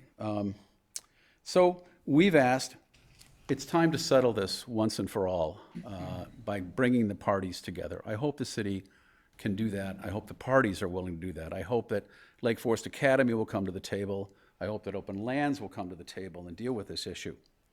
The Academy has some other issues that have not been addressed by the TESCA report. It does not have at the present time, nor has it had, secondary access.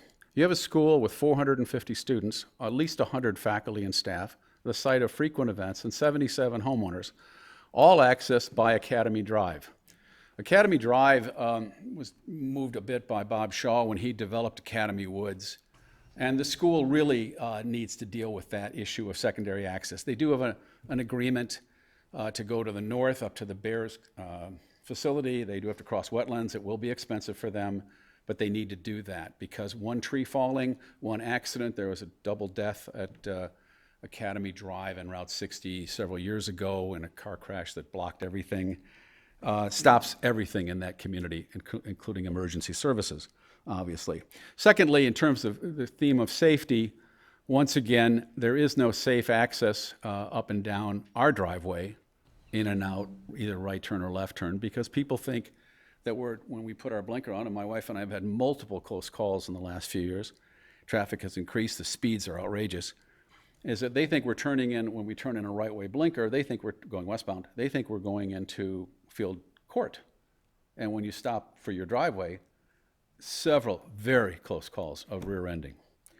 The same is true with the Academy Drive. It is a drag strip. I can sit on our patio in the summer, and literally cars are seeing how fast they can go, 60 or 70 miles an hour. I pleaded with them to put in a couple of speed bumps, a simple thing. When we lived in Colorado, we had more speed bumps than we had full-time residents. But it didn't matter because it saved people from driving too fast. And now we've inserted a bridge with people coming over on their bikes, and they don't stop at the stop sign, and they're plowing right out across the road, and somebody is going to get hurt, and I would hate to see that. I also want to add, while we're here dealing with the Academy, that the lake, Academy Lake, this probably has escaped everyone's attention, the lake is now rated as the lowest level lake in Lake County. It is a dead lake. It is a clay pot built by the Armour Estate years ago, and that clay pot is now filling up rapidly with black crud, which is probably decomposing leaves. Excuse me, Mr. Meservy. Normally, when people do speak, we ask them to speak for 5 minutes or so. I go over 5 minutes already? Some time ago. I'm sorry. It's a very interesting story. What I would ask you to focus on is, given what's before the Plan Commission tonight, what are your areas of Sure. interest or concern regarding the Route 60 corridor changes? Happy to do that. It seems to me that in this time there are 4 proposed uses: apartments, senior housing, mixed use, and a museum.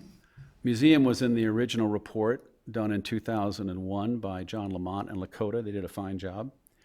No one has called us about a museum or a Bears facility or a symphony site. No one has that money. The money to buy the property, in my view, and the money to develop the property would be in excess. I have a question.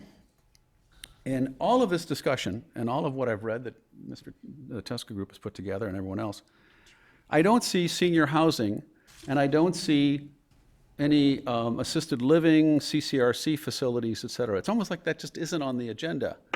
I'm reminded that... I'm sorry, Mr. Meservy, I don't mean to interrupt, but there's been a family emergency with Commissioner Freeman, so he's going to excuse himself, and then we Sorry can to hear continue. that, yeah. Thank you. Michael, your opinions today have been valued.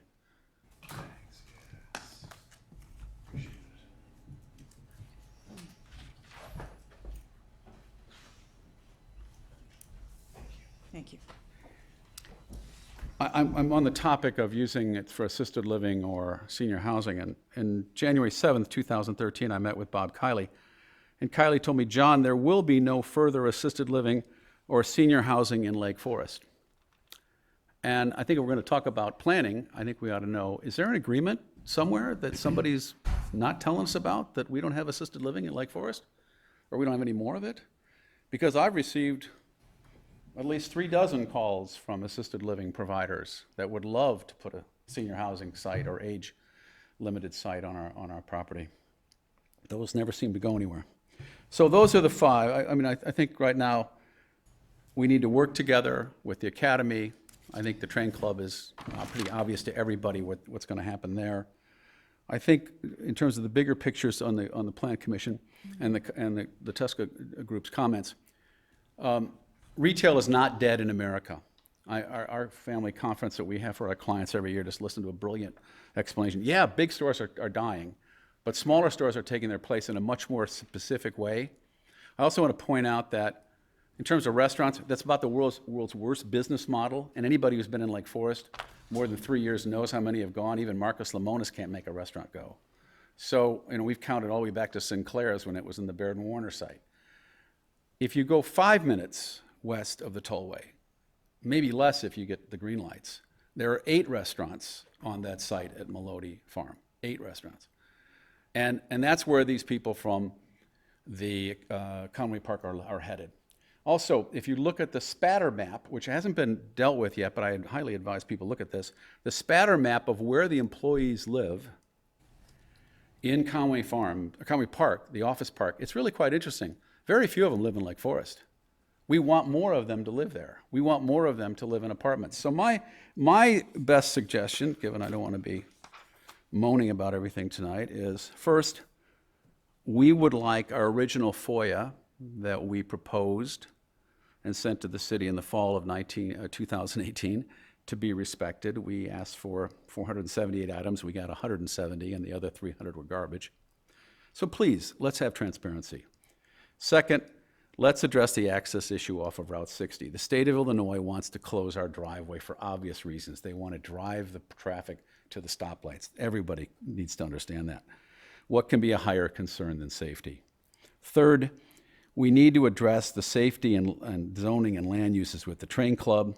Fourth, we need an open and fair process for us to permit the highest and best use opportunity, the economic development opportunity that should be afforded us for owning this property.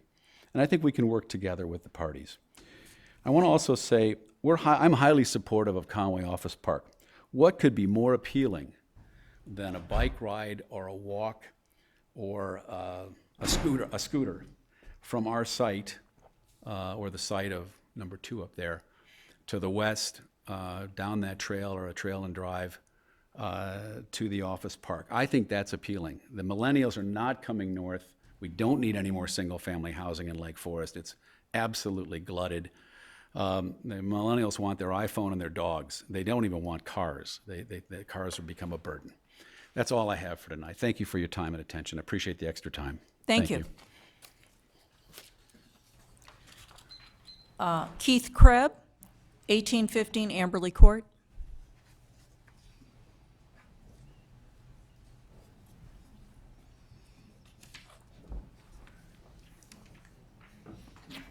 Thank you, Commissioners, and really thanks for the work you guys do to try to keep our community the way it is and growing and moving in the right direction, as well as city staff for all the hours that they put in trying to move things the right direction.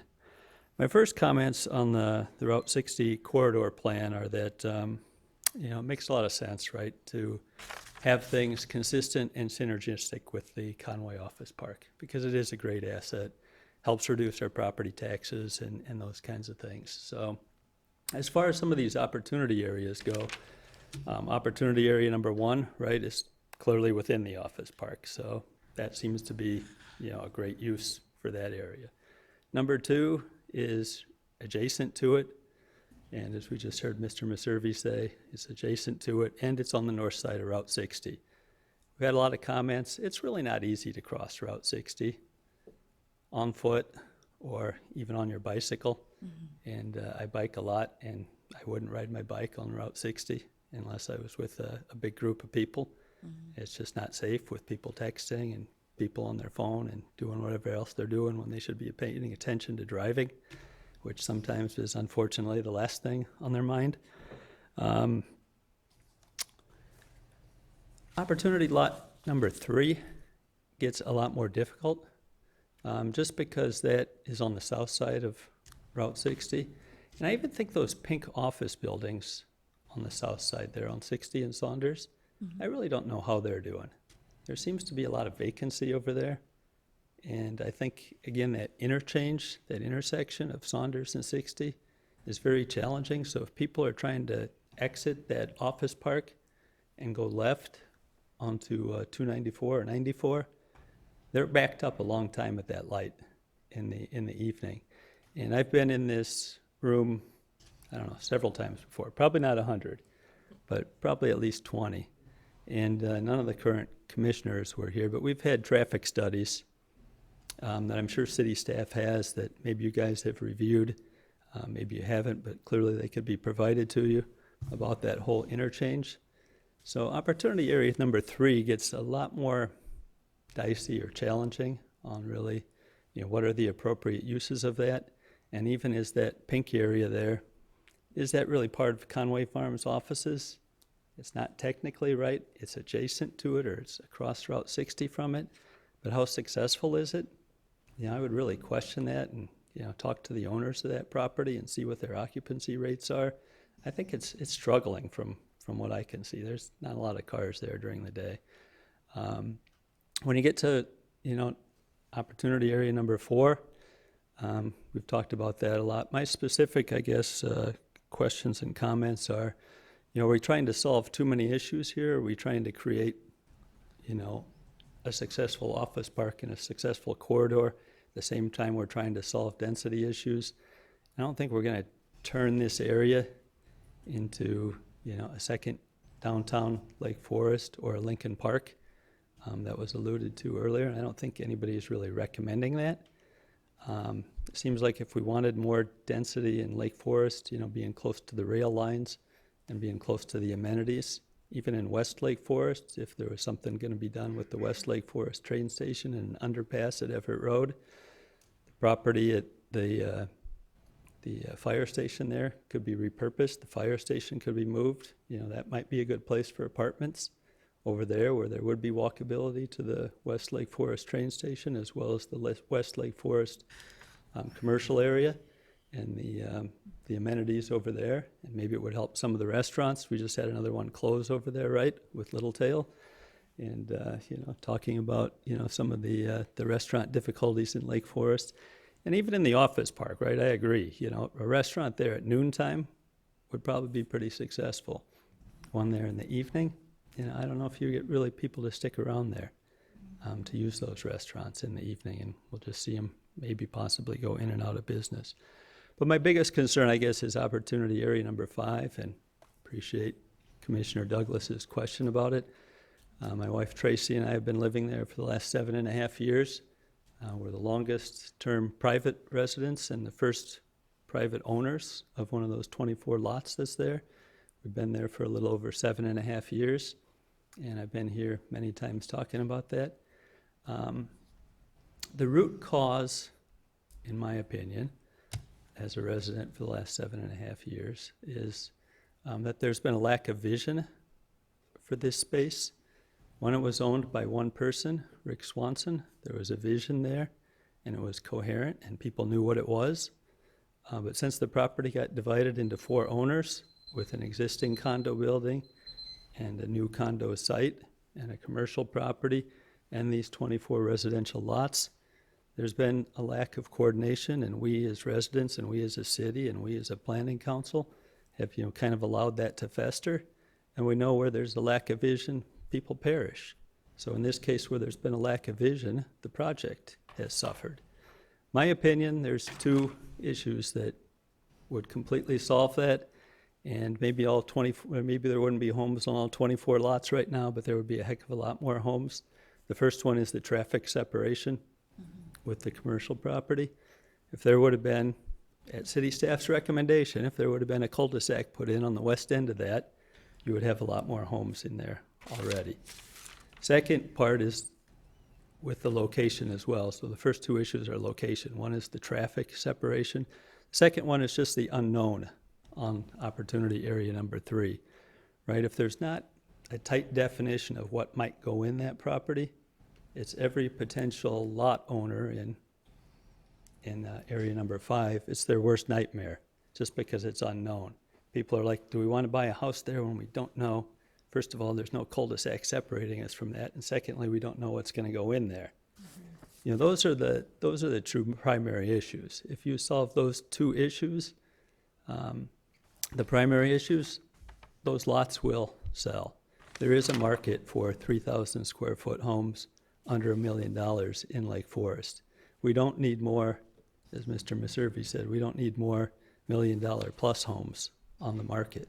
But if you get reasonably priced homes, reasonably sized, and that's really the secondary issue, is getting them the product right. The first one is fixing the location issues with the traffic and with the definition of what could go in on opportunity area number 3. But the secondary issue is getting the product right. And we've had a developer that has bought those lots, that their sweet spot, their core competency is, clear-cutting property and putting in 300 or 400 homes on the site for first or second-time homeowners. That's not really the Lake Forest market, right? If people live in a home an average of 6 or 7 years, by the time somebody's an empty nester and wants a 0 lot line home with no yard and no place for kids to play right there, they're probably, have owned 4, 5, 6, 7 homes, and they're not just looking for price and square footage. I think if you had 3,000 square foot homes that fit on the lots right, and you had first floor masters, and you get the price point right, there's 24 homes there. There could have been by now if we would have not let the project perish, and if we would have taken some action and coordinated with the developer and the city and the Planning Commission and the current residents, that could have been done a long time ago. The issues are not that significant. Fix the location issues, the property, the traffic separation, and the unknown on lot number 3, opportunity area number 3, and then get the product right. These homes sell. Thank you. Thank you for your comments. I just wanted to follow up with Kathy Cerniak. I can't find the section now, but if I recall correctly, you are recommending a cul-de-sac or a cutoff of the Amberley Court residential from these other areas as part of our discussion here on what we would suggest and recommend to the city council. Correct. Okay, thank you. All right. Thank you, and I'm sorry I have let others go on beyond the 5 minutes because I realized we only had one agenda item, and we are looking for public comment. I would ask, just in the interest of all those still here, that you could try and keep your comments to 5 minutes if possible, please. Wayne Urbanek?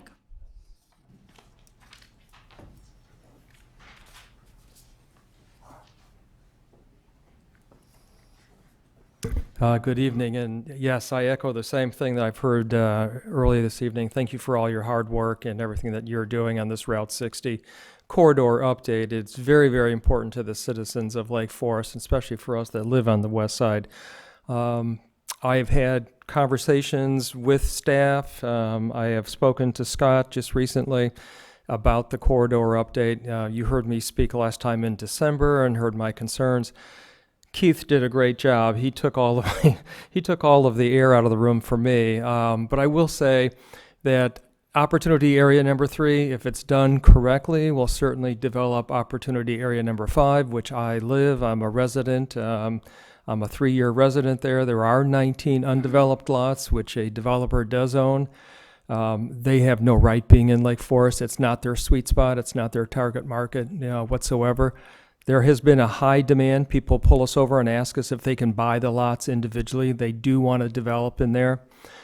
And of course, again, to what Keith is saying, and for the growth specifically for that area, is going to be a cul-de-sac and with some limited access for emergency service or something like that.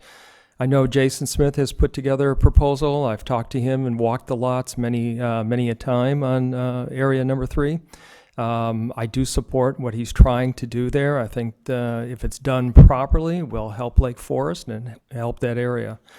Opportunity area number 4, I think, is going to be extremely difficult. I bike and jog and ride back there a lot, and maybe there are some homeowners from that area here, but I think it's going to be extremely difficult to try and put in high density in that specific area.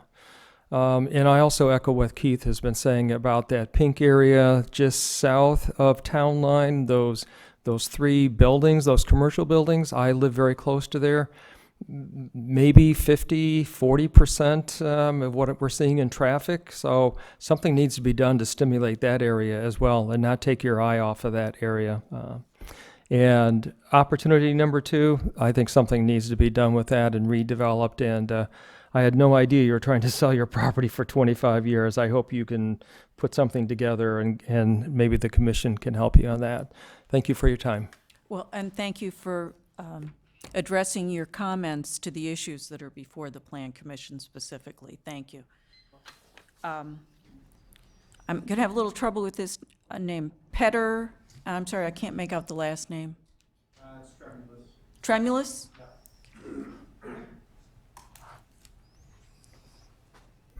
Is it possible just to put a Google Earth map up on there? I don't think it's part of the presentation, so it wouldn't Okay. be available. Okay. I'd offer a couple of comments. And I note that you're from Deerfield? Deerfield, Illinois, yes, ma'am. Okay. And I'm here really working with John Maservi. I got to know John probably about 8 years ago. And at the time I was working with a national home building company.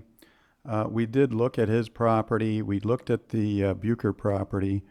We met with Lake Forest Academy to talk about their property in Academy Drive, as well as where their faculty buildings are towards the front of the property along Route 60. I don't know how familiar you all are with regards to the property in question, but we actually looked at combining the 7 acres of Bucher, the 9 acres of Maservi, as well as another 12 acres to the east of those properties, which is on the Academy, which is on the Lake Forest Academy property, to do a mixed-use development plan that would include retail, multifamily, and potentially some professional office as well. And the reason why those uses I think are really appropriate for that area is that if you do perfect the access issues, not only on Academy as well as to internal roads within Conway Farms, and you can do that across the packaging property there, which is on the north side of 60.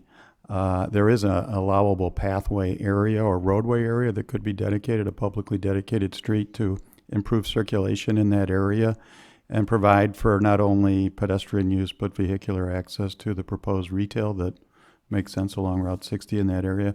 That's kind of where your entertainment district needs to be for this part of town. And I think it'd be very successful. And the densities at Atworth, which is the apartment complex that you've been discussing, that's 260 units on 7 acres. That is considered a wrap building, so all the parking for the apartment building is actually internal to the building itself, which makes the building very attractive from the outside and makes it very convenient for the residents because they can gain direct access to the floor that their unit is on directly from their car. So it avoids a lot of field parking and some of the objectionable aspects of apartments that normally are associated with suburban residential development apartment densities. That's really what I wanted to offer. I look to work with John and hopefully bring you some developers that do look at those properties as very strong mixed-use opportunities, and look forward to working with you in the future. So thank you. Thank you. Romilo Pat? Am I pronouncing that correctly this time?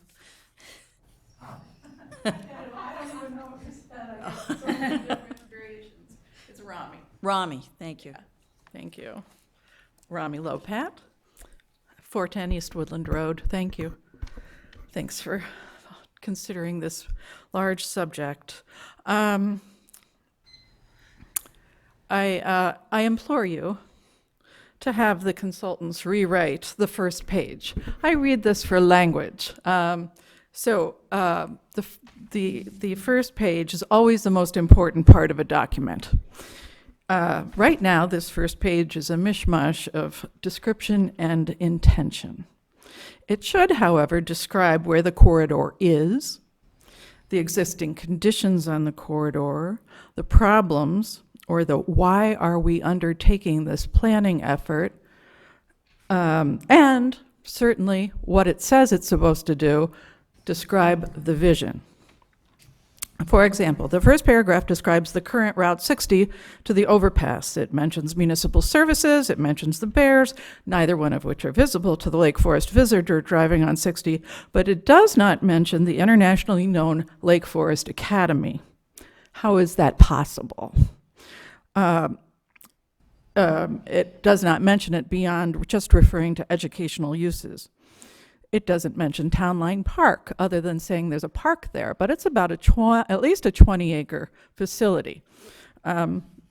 Second paragraph describes the next mile east. Good. It says we have, quote, landscape-dominated streetscapes, quality maintenance, and attention to detail. Yes, we do. If landscape-dominated streetscapes is part of the ultimate vision for Route 60, then why is this document on the next page so quick to reduce setbacks? I don't think you can have it both ways. Third paragraph is an homage to Conway Office Park, but it also documents, and it goes on about Conway, but then it jumps into a vision of amenities for an office park, and then it segues in the same paragraph into a range of housing types available for people of all ages. Since it's all in the same paragraph, are we to assume that housing will be part of the vision for the office park? Separate the paragraphs. Read it for language. What is this conveying? If this is a preface, the document never actually says that the vision is limited to the stretch from 94 to the overpass. But the drawings take us all the way over to the high school. Then again, doesn't talk about Christ Church. Then again, it doesn't talk about the problem being the railroad club, for example, Mr. Meservy. Not even mentioned as a problem that we are trying to solve.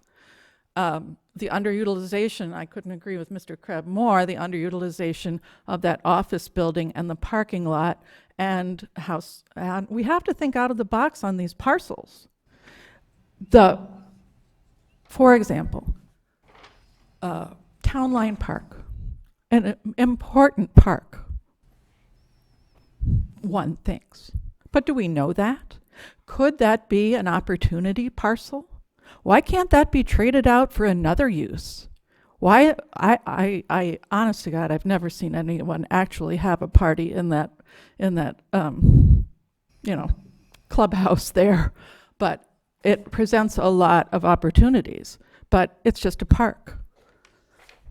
On the other hand, on north of Route 60, we have Mr. Meservy's parcel, open lands. One of you talked about, Monica, I think, you talked about the community forum opportunity. Well, that can go someplace else too. And if that drawing goes all the way over to the high school, why aren't we talking about alternate uses, at least for the first part of the recycling center? Certainly a use can go right up there by the street. Next, what is a major takeaway from this exercise? Two things jump out to me.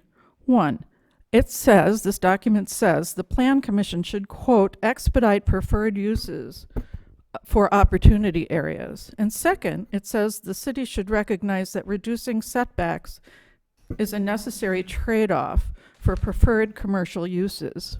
I say, not so fast. This room had standing room only 5 years ago for the Whole Foods proposal. Every single one of those people were here to argue against reducing setbacks. Every one. However, this document recommends that we reduce setbacks, and that putting that very declarative on 5E and 5F, and I think 2D as well, clips the wings of your prerogatives as a plan commission or any reviewing body, the city council and the staff too. It says you should move ahead. It puts that in writing in a comprehensive plan, a vision for the future. Why is that? I think that is a misplaced abrogation of your prerogatives. I don't think you want to be that declarative.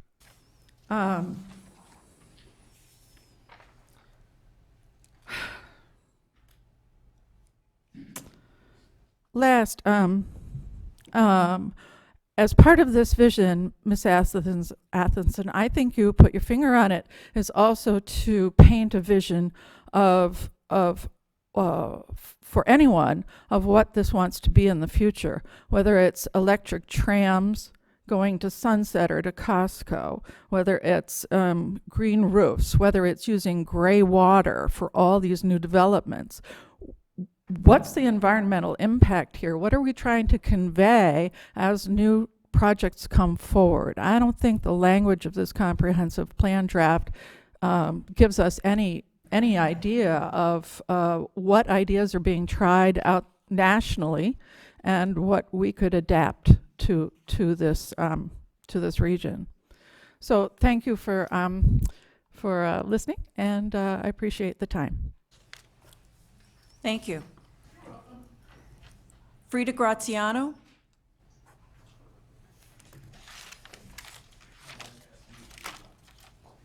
Are you JP? Yes, I am. Okay.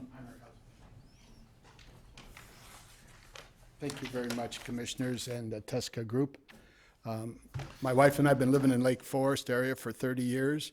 I also had for 34 years an ad agency, marketing and research marketing company in this area for 34 years.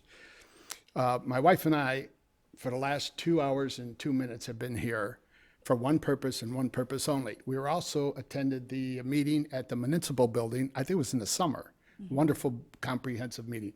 The plan is not only comprehensive, it's enchanting, it's progress, it's something that anyone should really be for if it's done correctly. But there's one issue, and one issue only, that hasn't been mentioned. No, excuse me. For 2 hours and 1 minute, this word was mentioned once, just once. And that word is, if we were all living within walking distance of O'Hare Airport, that one word that's missing is noise. These gentlemen only mention noise once. I'm on the board in Amberley Court, and I'm having a meeting next month with about 9 representative realtors. And one of the questions that's always mentioned, and my wife and I, in our previous homes in Lake Forest area, one of the questions is always, how much noise can you deal with from 60? Now, my degrees are not in engineering, but from 41 to 294, I think, as a humble, reasonable person, resident, I think it's concrete rigided. It's not blacktop. And anytime y'all, in the next couple days, drive down 41 to Northbrook, you'll feel and hear that the black top of 41 doesn't make much noise. And no one is talking about noise. Are you kidding? Are you kidding? You talk about more homes, more residents, more apartments, more condos. Most of the things that people don't like and can't tolerate and don't buy, one of the things, and I'm not talking about 294, I'm talking about 60, that riveting noise starting at 5:30 in the morning on weekdays and then stopping somewhat at 10 and then picking up at 4 in the evenings. It's noise. What are these gentlemen proposing to eliminate that? We're talking about this money and that money and this building and this development. How about redoing from 41? I don't know how many people here or were here before, or the dutiful commissioners live within a half a mile north or a half a mile south of 60. If you did, you know where I'm coming from, because it's noisy and it can be so easily fixed. My goodness, before you do this and you want it to make it attractive and enhancing, and for people that come here and live and build restaurants and everything like that, most of my clientele was in Lake County, and believe me, I know what I'm talking about, is do something with the road so it's not so noisy. Try living a mile from O'Hare, 60, and I'm not exaggerating. I am not exaggerating. I don't know how much research you did with regard to the reasons why people like living here, the reasons why people don't buy here, but 60 is so noisy. Just blacktop it. Blacktop, it'll reduce the sound, and I'm not an engineer, but I know it'll reduce the sound 50%. God bless you for your work. Thank you so much. Thank you. Just wanted to ask city staff, isn't Route 60 governed by the state of Illinois? It is an IDOT road, yes. Okay. And they know excuse me, they know how to contact IDOT, start the ball rolling. Lindy Liang?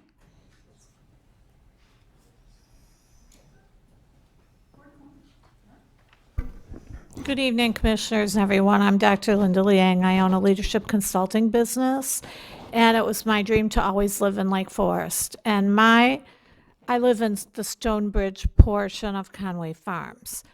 And my main concern is preserving the historic visual character of Lake Forest, as the Preservation Foundation's mission also says.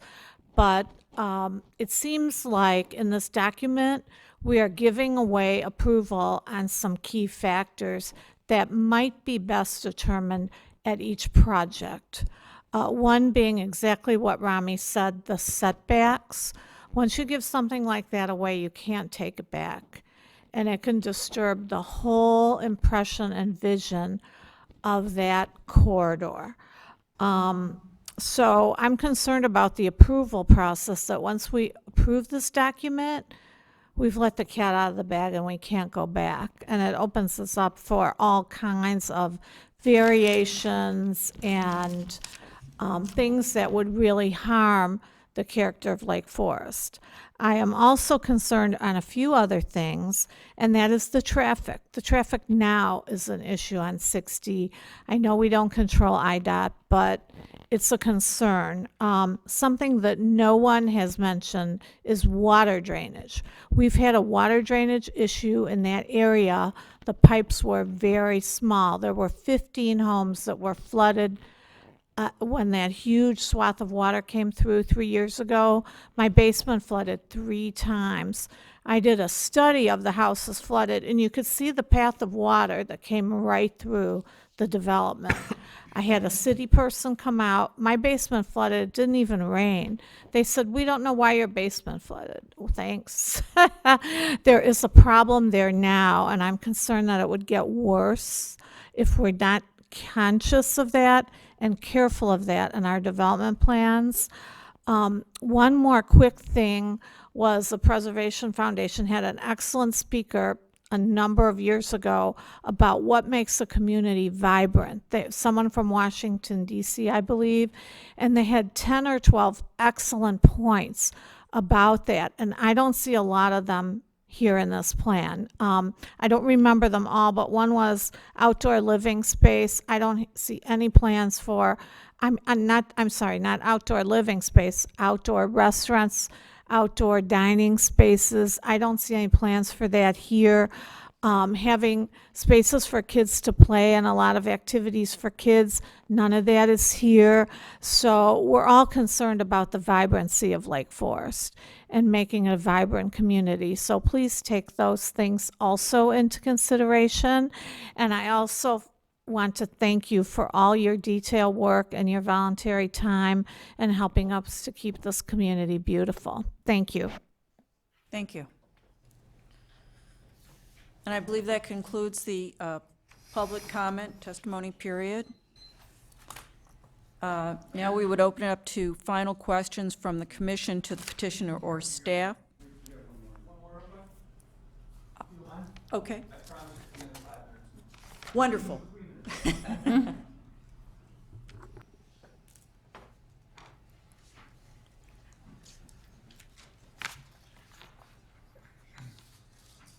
And would you please state your name and your residence? Kurt Kalusik at 1165 Mount Vernon. I'm your target market for who you want to come to Lake Forest. And I'm interested in opening a business here. And the Route 60 location has a lot of potential compared to downtown Lake Forest. And that's a whole nother discussion for a whole different time. I believe that life should be celebrated in a mindset where shoes are optional. I call it the 10-foot lifestyle. And if you hear of people along the North Shore, they consider the North Shore kind of beachy community. In order for me to grow, I'm looking for a spot where I can have a brick and mortar that will attract distributors because of the 10-foot lifestyle. Part of it is 10-foot brewing. 10-foot brewing is coffee and it's beer. But I can't access certain things unless I have a brick and mortar. And so I'm searching all over the North Shore. I was looking at Highwood, at the old Cellar Gate, way overpriced, but someone took it anyway. I've looked at Waukegan because they're doing a whole lot with their downtown. I've looked at Wilmette because there's a 3-year waiting list to get stuff on the beach. But I live in Lake Forest, and I believe that you take care of where you live. So think about who you're really going after and what you're trying to do. Because I'm targeting, in the morning, coffee and breakfast burritos for the work-at-home parent, stay-home parent that doesn't want to go to Starbucks. There's 10 to 15,000 people that work in that office park. The money comes from the corporate area that want the meeting space. So how can I incorporate 70 to 100 people that then does that? After work, where do they go? They go where I am. So I am your target market, and I want to help Lake Forest. Think about how you can make that happen as you go through this entire process, because there's a lot of potential here that can also bring money and revenue back into Lake Forest for some of the businesses that are moving out. So thank you for your time. I know that it's a challenge, so thank you. Thank you. Now we have concluded the public testimony portion, and we are looking for final questions from the commission to petitioner or staff, or any direction to the petitioner and staff, or requests for additional information. Commissioners? Kathy, I have a quick question for you. So in Conway Park, they are zoned single tenant. Is it zoned by the city, or is that the Conway Office Park regulation? The zoning on the property does not require buildings to be single tenant. Okay. It allows single tenant, multi-tenant, hotels, a variety, childcare. I can't remember all the uses, Okay. but the zoning does permit a variety of uses. Okay, thank you. Any other questions from commission? You know, I have a quick question too, Kathy, and I don't want it like a long, I'm just wondering, last time we looked at the comprehensive plan, it was 2001 for this area. And so, does the city council consider us successful in implementing that last comprehensive plan in terms of what their vision was for this area? Did they anticipate how it was gonna, correctly, how it was gonna play out? Yes, my sense is that Conway Park and the surrounding area, Lake Forest Academy, Academy Woods, Stonebridge, Conway Farms, did develop as anticipated at the time the areas were annexed and consistent with the vision in the comprehensive plan. Conway Park is a significant economic driver for the city of Lake Forest. And I think although this is part of the much larger update to the comprehensive plan, the focus of this chapter is really to look at how do we make sure we don't lose or diminish the success that exists, and how do we build upon it, both for the office park and the surrounding residential. Okay, thank you. Commissioner Douglas, did you have a question? No, I turned my speaker on to say that I have no further questions, sorry. Does staff wish to respond to any of the public testimony? I know you've done some through the night. My thought, after hearing your questions and comments earlier, after hearing the public testimony, I think there's a lot to digest here, and it may be helpful for us to, over the next month, to go through the comments and really respond to each one, look at perhaps where some edits to the document are appropriate, but really to come back to you with almost a question and answer response so that we can sort through some of what we've heard tonight. So I'm not sure where you're at, but I think my sense is that we probably need some further discussion on this. Well, I would like to open up the comments section and call on each commissioner individually, because as Commissioner Douglas stated earlier on, there are some big picture questions that each of us might have, some response we might want to make to other comments that were made this evening. So I'd ask Commissioner Ruggles first. Well, I do think that we were given a lot of information from the residents, so I would like some extra time to digest that so that we can really think more about the comprehensive plan. But in general, I do think that having these different opportunity areas, you know, more open to mixed-use developments in the long run would be beneficial for the city of Lake Forest. I do think Conway Park is a great asset to our community, and I do understand that all those people really want some place to go. For those of us that work in similar types of places, you want to get out and be part of the community, not just be in your office park, and that's the way that the world is changing. And you know, parcel or opportunity 3 seems a little small, you know, of an area. That's why, you know, maybe like looking at 2, is that also a great area for more mixed use as opposed to just open space? I did like what the individual said about, you know, perhaps having other access roads through that so you can make the circulation more open so that area is a little bit more viable for a development. But I think it's, to be honest, an exciting opportunity for the city to be able to get more residents into our community, more businesses, inspire some growth, and keep our community moving forward in a good direction. But I would like some more time to review the draft. Thank you. Commissioner Moorhead? Yeah, I'd like some more time as well. Just because there's been a lot of information here, and information, or maybe some refinement from the city, the staff would be great. I noted the setbacks were mentioned twice, at least twice. So some more information on that would be helpful. But that's basically it at this point, I think. Okay. Thank you. Commissioner Athenson? I think it's appropriate for us to continue also because some great input from neighbors that, you know, we might not have even considered before. But I just wanted to make a few comments, and I'm at the risk of repeating myself, but, and I think we're on the right path. It really seems like the progress or the process has been good so far, but it always helps to step back and take in more input that we see tonight. So, you know, I think that we need to keep going down the walkability of the area. I think we heard tonight that 60 is hard to cross. So really consider putting another path on the south side of 60 just to provide access and walkability to all sites. The pedestrian bridge over the train tracks to connect Town Line Park to West Campus, I think is really important because it also opens up a potential bike path to West Lake Forest and connects the two economic areas, providing more people to go to restaurants or shops there. I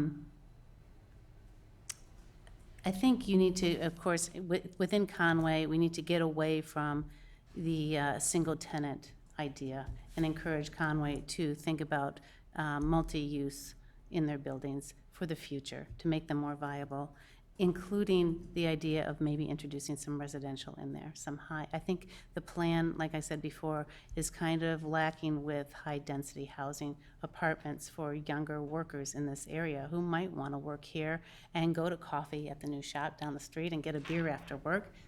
Go run at Town Line Park. You don't have that option right now. It'd be nice to have a spot here where you offer a rental apartments high density. And also the one thing we didn't talk about is affordable housing. And that always gets a bad rap because everyone thinks it's low income. But I think we really need to think about affordable housing to also attract some of the workers within Conway that are not living in Lake Forest to stay here so they can afford it. I think it's really important along 60 to maintain a consistent wooded setback. That is a character of Lake Forest. It is pretty jarring when you go to the Melody Farm development and it's mostly asphalt dominated. You come over to Lake Forest and you've got the nice median that you propose to continue all the way to Waukegan, which I think is a great idea with trees. That says Lake Forest, landscape dominant. And I don't think just because a developer wants to fit as much as they can on a certain parcel that we should allow that to happen. Maintain the vision, maintain the character, and then allow the developer to work around that. Let's see, what else did I say down here? I think we also need to consider adaptive reuse of the landmark historic home. We haven't talked about that. That really presents an opportunity for adaptive reuse for restaurants, meeting spaces, and potential hotel space. If you think back years ago, and I'm really dating myself, there was a place called Harrison Conference Center, and it was heavily used. Lake Bluff, Lake Forest, weddings, meetings. It was beautiful. People loved it because it was a historic home that allowed you to have all those different kind of events. So I see an opportunity there for Lake Forest. As a daughter who just got married, there is not a lot of opportunity in Lake Forest to have a nice reception or banquet facility. What else? Sorry, I'm just reading down these.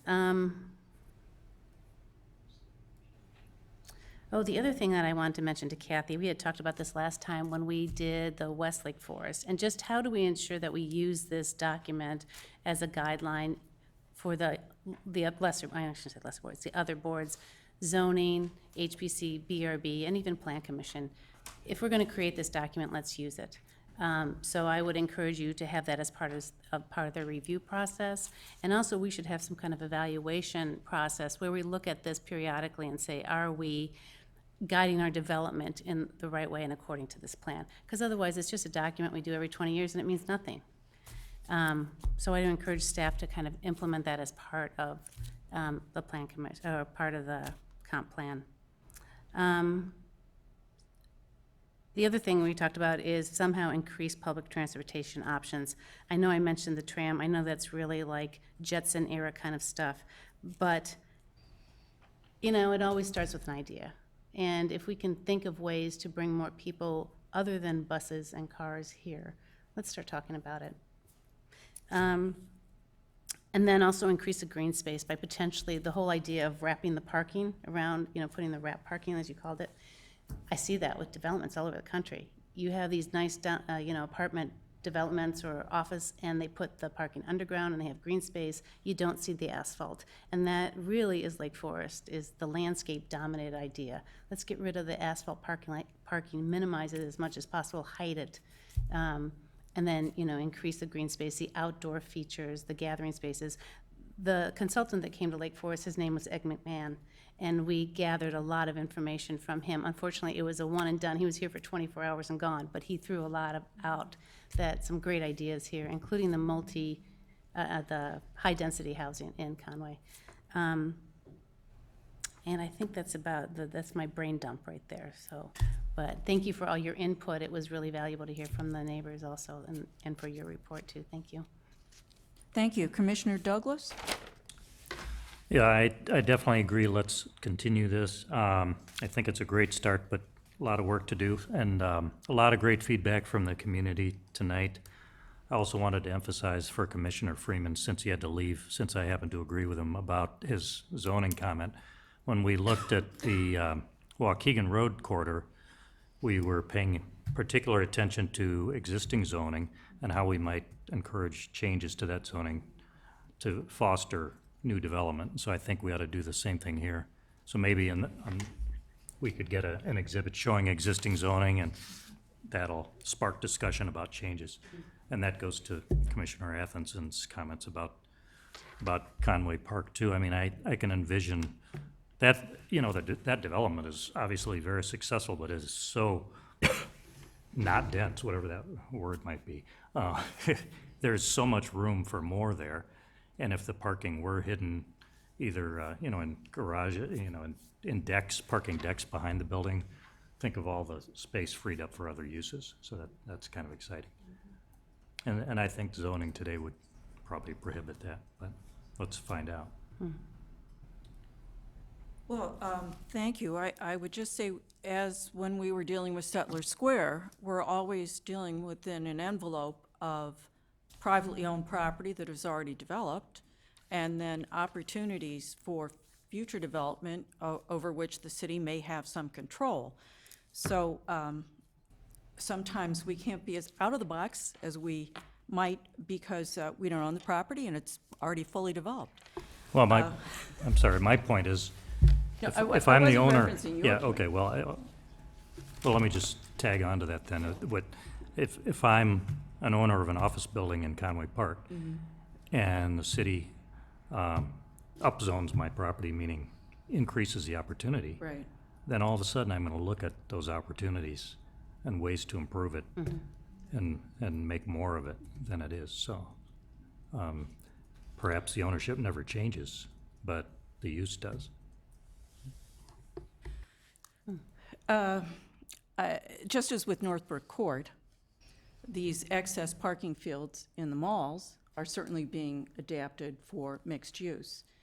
We don't see it so much with office buildings, and I think part of that just goes to the economics of trying to sell an existing office building. If you have excess parking, as someone alluded to tonight, maybe you can then build in addition to the building, and if one of the major tenants came to us, or owners came to us, perhaps that's something that would be considered. But I was involved in a JCPenney that was closing up, and then 3 new tenants were put in, and part of the parking field was then made into 2 different outlots and sold. So certainly with malls and the excess parking fields, I see it perhaps more readily adaptable. I'd also suggest that Lyft and Uber fill a need, these parking services, because what always was a problem with ride sharing, and I was involved in a ride sharing program once for a county. Everybody wants to go to a different place at a different time, so it's very difficult to have one route because everyone's going multiple places. Just some practical considerations. But when I look at this map, I mean, really, there are only primarily 2 undeveloped sites, which is Area 3 and Area 2. The rest are pretty much spoken for. Wetlands pose a concern for any additional building in this corridor. I believe when Kathy, I think it was a Plan Commission, we had a Saunders Road subdivision was a Plan Commission, or am I missing zoning? And so when I was over at Saunders Road right then on the highway, the noise is really bad right next to the highway.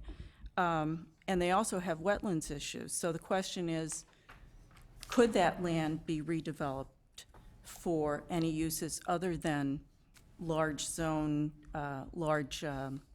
residential single-lot houses? I don't know. Several people mentioned the office development to the south of Route 60. I mean, that is a developed site. It's not within our control to go in and change that at this point. So what I'm looking for is what's possible over the next 5 or 10 years. What might we exert some control over as a Plan Commission? And I certainly see, as Mr. McMahon pointed out, making that area around Saunders Road much more of an entry point to the city, a gateway with a water feature or pillars or both. They've done some interesting landscaping through there, and perhaps we are able to continue that median strip down, making it more walkable by adding sidewalks. And I like this idea of having the sidewalks a little further set back from busy Route 60, and considering some way that we could do a pedestrian overpass or underpass and make at least one other crossing area right near Conway Park that would be more serviceable than the current situation. I guess I'm questioning what kind of density you can get at Conway Park. Willow Lake is very nicely developed, but it seems a bit odd. Like it's tacked on to Conway Park, and it's totally separated from all the other residential areas in the city, and very nicely done. So I guess I'm always confronted with markets. What are real estate markets today? Where is the demand? According to Cranes in the last month, finally, because of high occupancy costs in the city, a few tenants are looking for space in the suburbs once again. Now, it's been around Schaumburg, it's been in Deerfield. There is the potential for more demand for the office uses, and it's much more than real estate taxes and prestige that Conway Park currently gives to us. Just with the people who are in that community, they're vital parts of Lake Forest, and I wouldn't want to lose that. I'd also suggest that we do consider the secondary access and protect, see if we can focus on that and talk with the fire department about what we should do as we consider these uses. That seems to be a safety issue that we should perhaps address sooner rather than later. I'm sorry, I'm just very practical on these things. But obviously, time for further thought and comment. And any other comments from commission members? Well, the one thing I would say, though, is, I'm thinking if we're doing a comp plan and it covers 20 years, so we can think big picture and what if one of these buildings in Conway sells and it's open for redevelopment? So, Then that would come back. Yeah, but that's what I'm saying. So I think with that, I'm looking at even though it is all developed, I'm looking at also what if, Well, what I liked about the plan as it's currently written is that it does allow for more uses than were originally envisioned. Mm-hmm. So, for instance, on Mr. Meservy's property, there are significant options on that property currently: mixed-use, transitional, open space, moderate-density residential. So, the market might be placing more restrictions than the Plan Commission is. Mm-hmm. And similar with property number 3, which could be hospitality, office, retail, and housing, which I would suggest having the variety of uses potentially available, still for review, just expands what a developer could do with the property. Mm-hmm. So that is what I did like about the way this plan was written, because it was open for options. Markets change. Mm-hmm. We don't know. Yeah, it's a shot check. But the other thing I wanted to say too is I thought that Ms. Loplat's comments on that first part of it, she had some good points, and I think I'd ask consultants and staff to look at her points too on rewriting that first paragraph to make sure it's what we want to say specifically. I certainly thank the public. There are a number of thoughtful comments, which I have written down on your card so we don't lose track of them. Any other comments from commission members? Then I would suggest that we make a motion to continue consideration of this update to the chapter in the city's comprehensive plan relating to Route 60 entrance corridor and surrounding area. So moved. Is there a second? Second. All those in favor of continuing this discussion at the next Plan Commission meeting or soon thereafter? Aye. Aye. All those opposed? Any present, any abstain? No, I said aye. The motion passes. Thank you all. At this time, we open it up for any opportunity for the public to address the Plan Commission on matters not on the agenda. Seeing none, is there any additional information that staff would like to share with the commission? Nothing further for you this evening. Oh, Kathy, can I just ask you real quick? Last time I noticed, we had a calendar that was updated. Is that now the official calendar?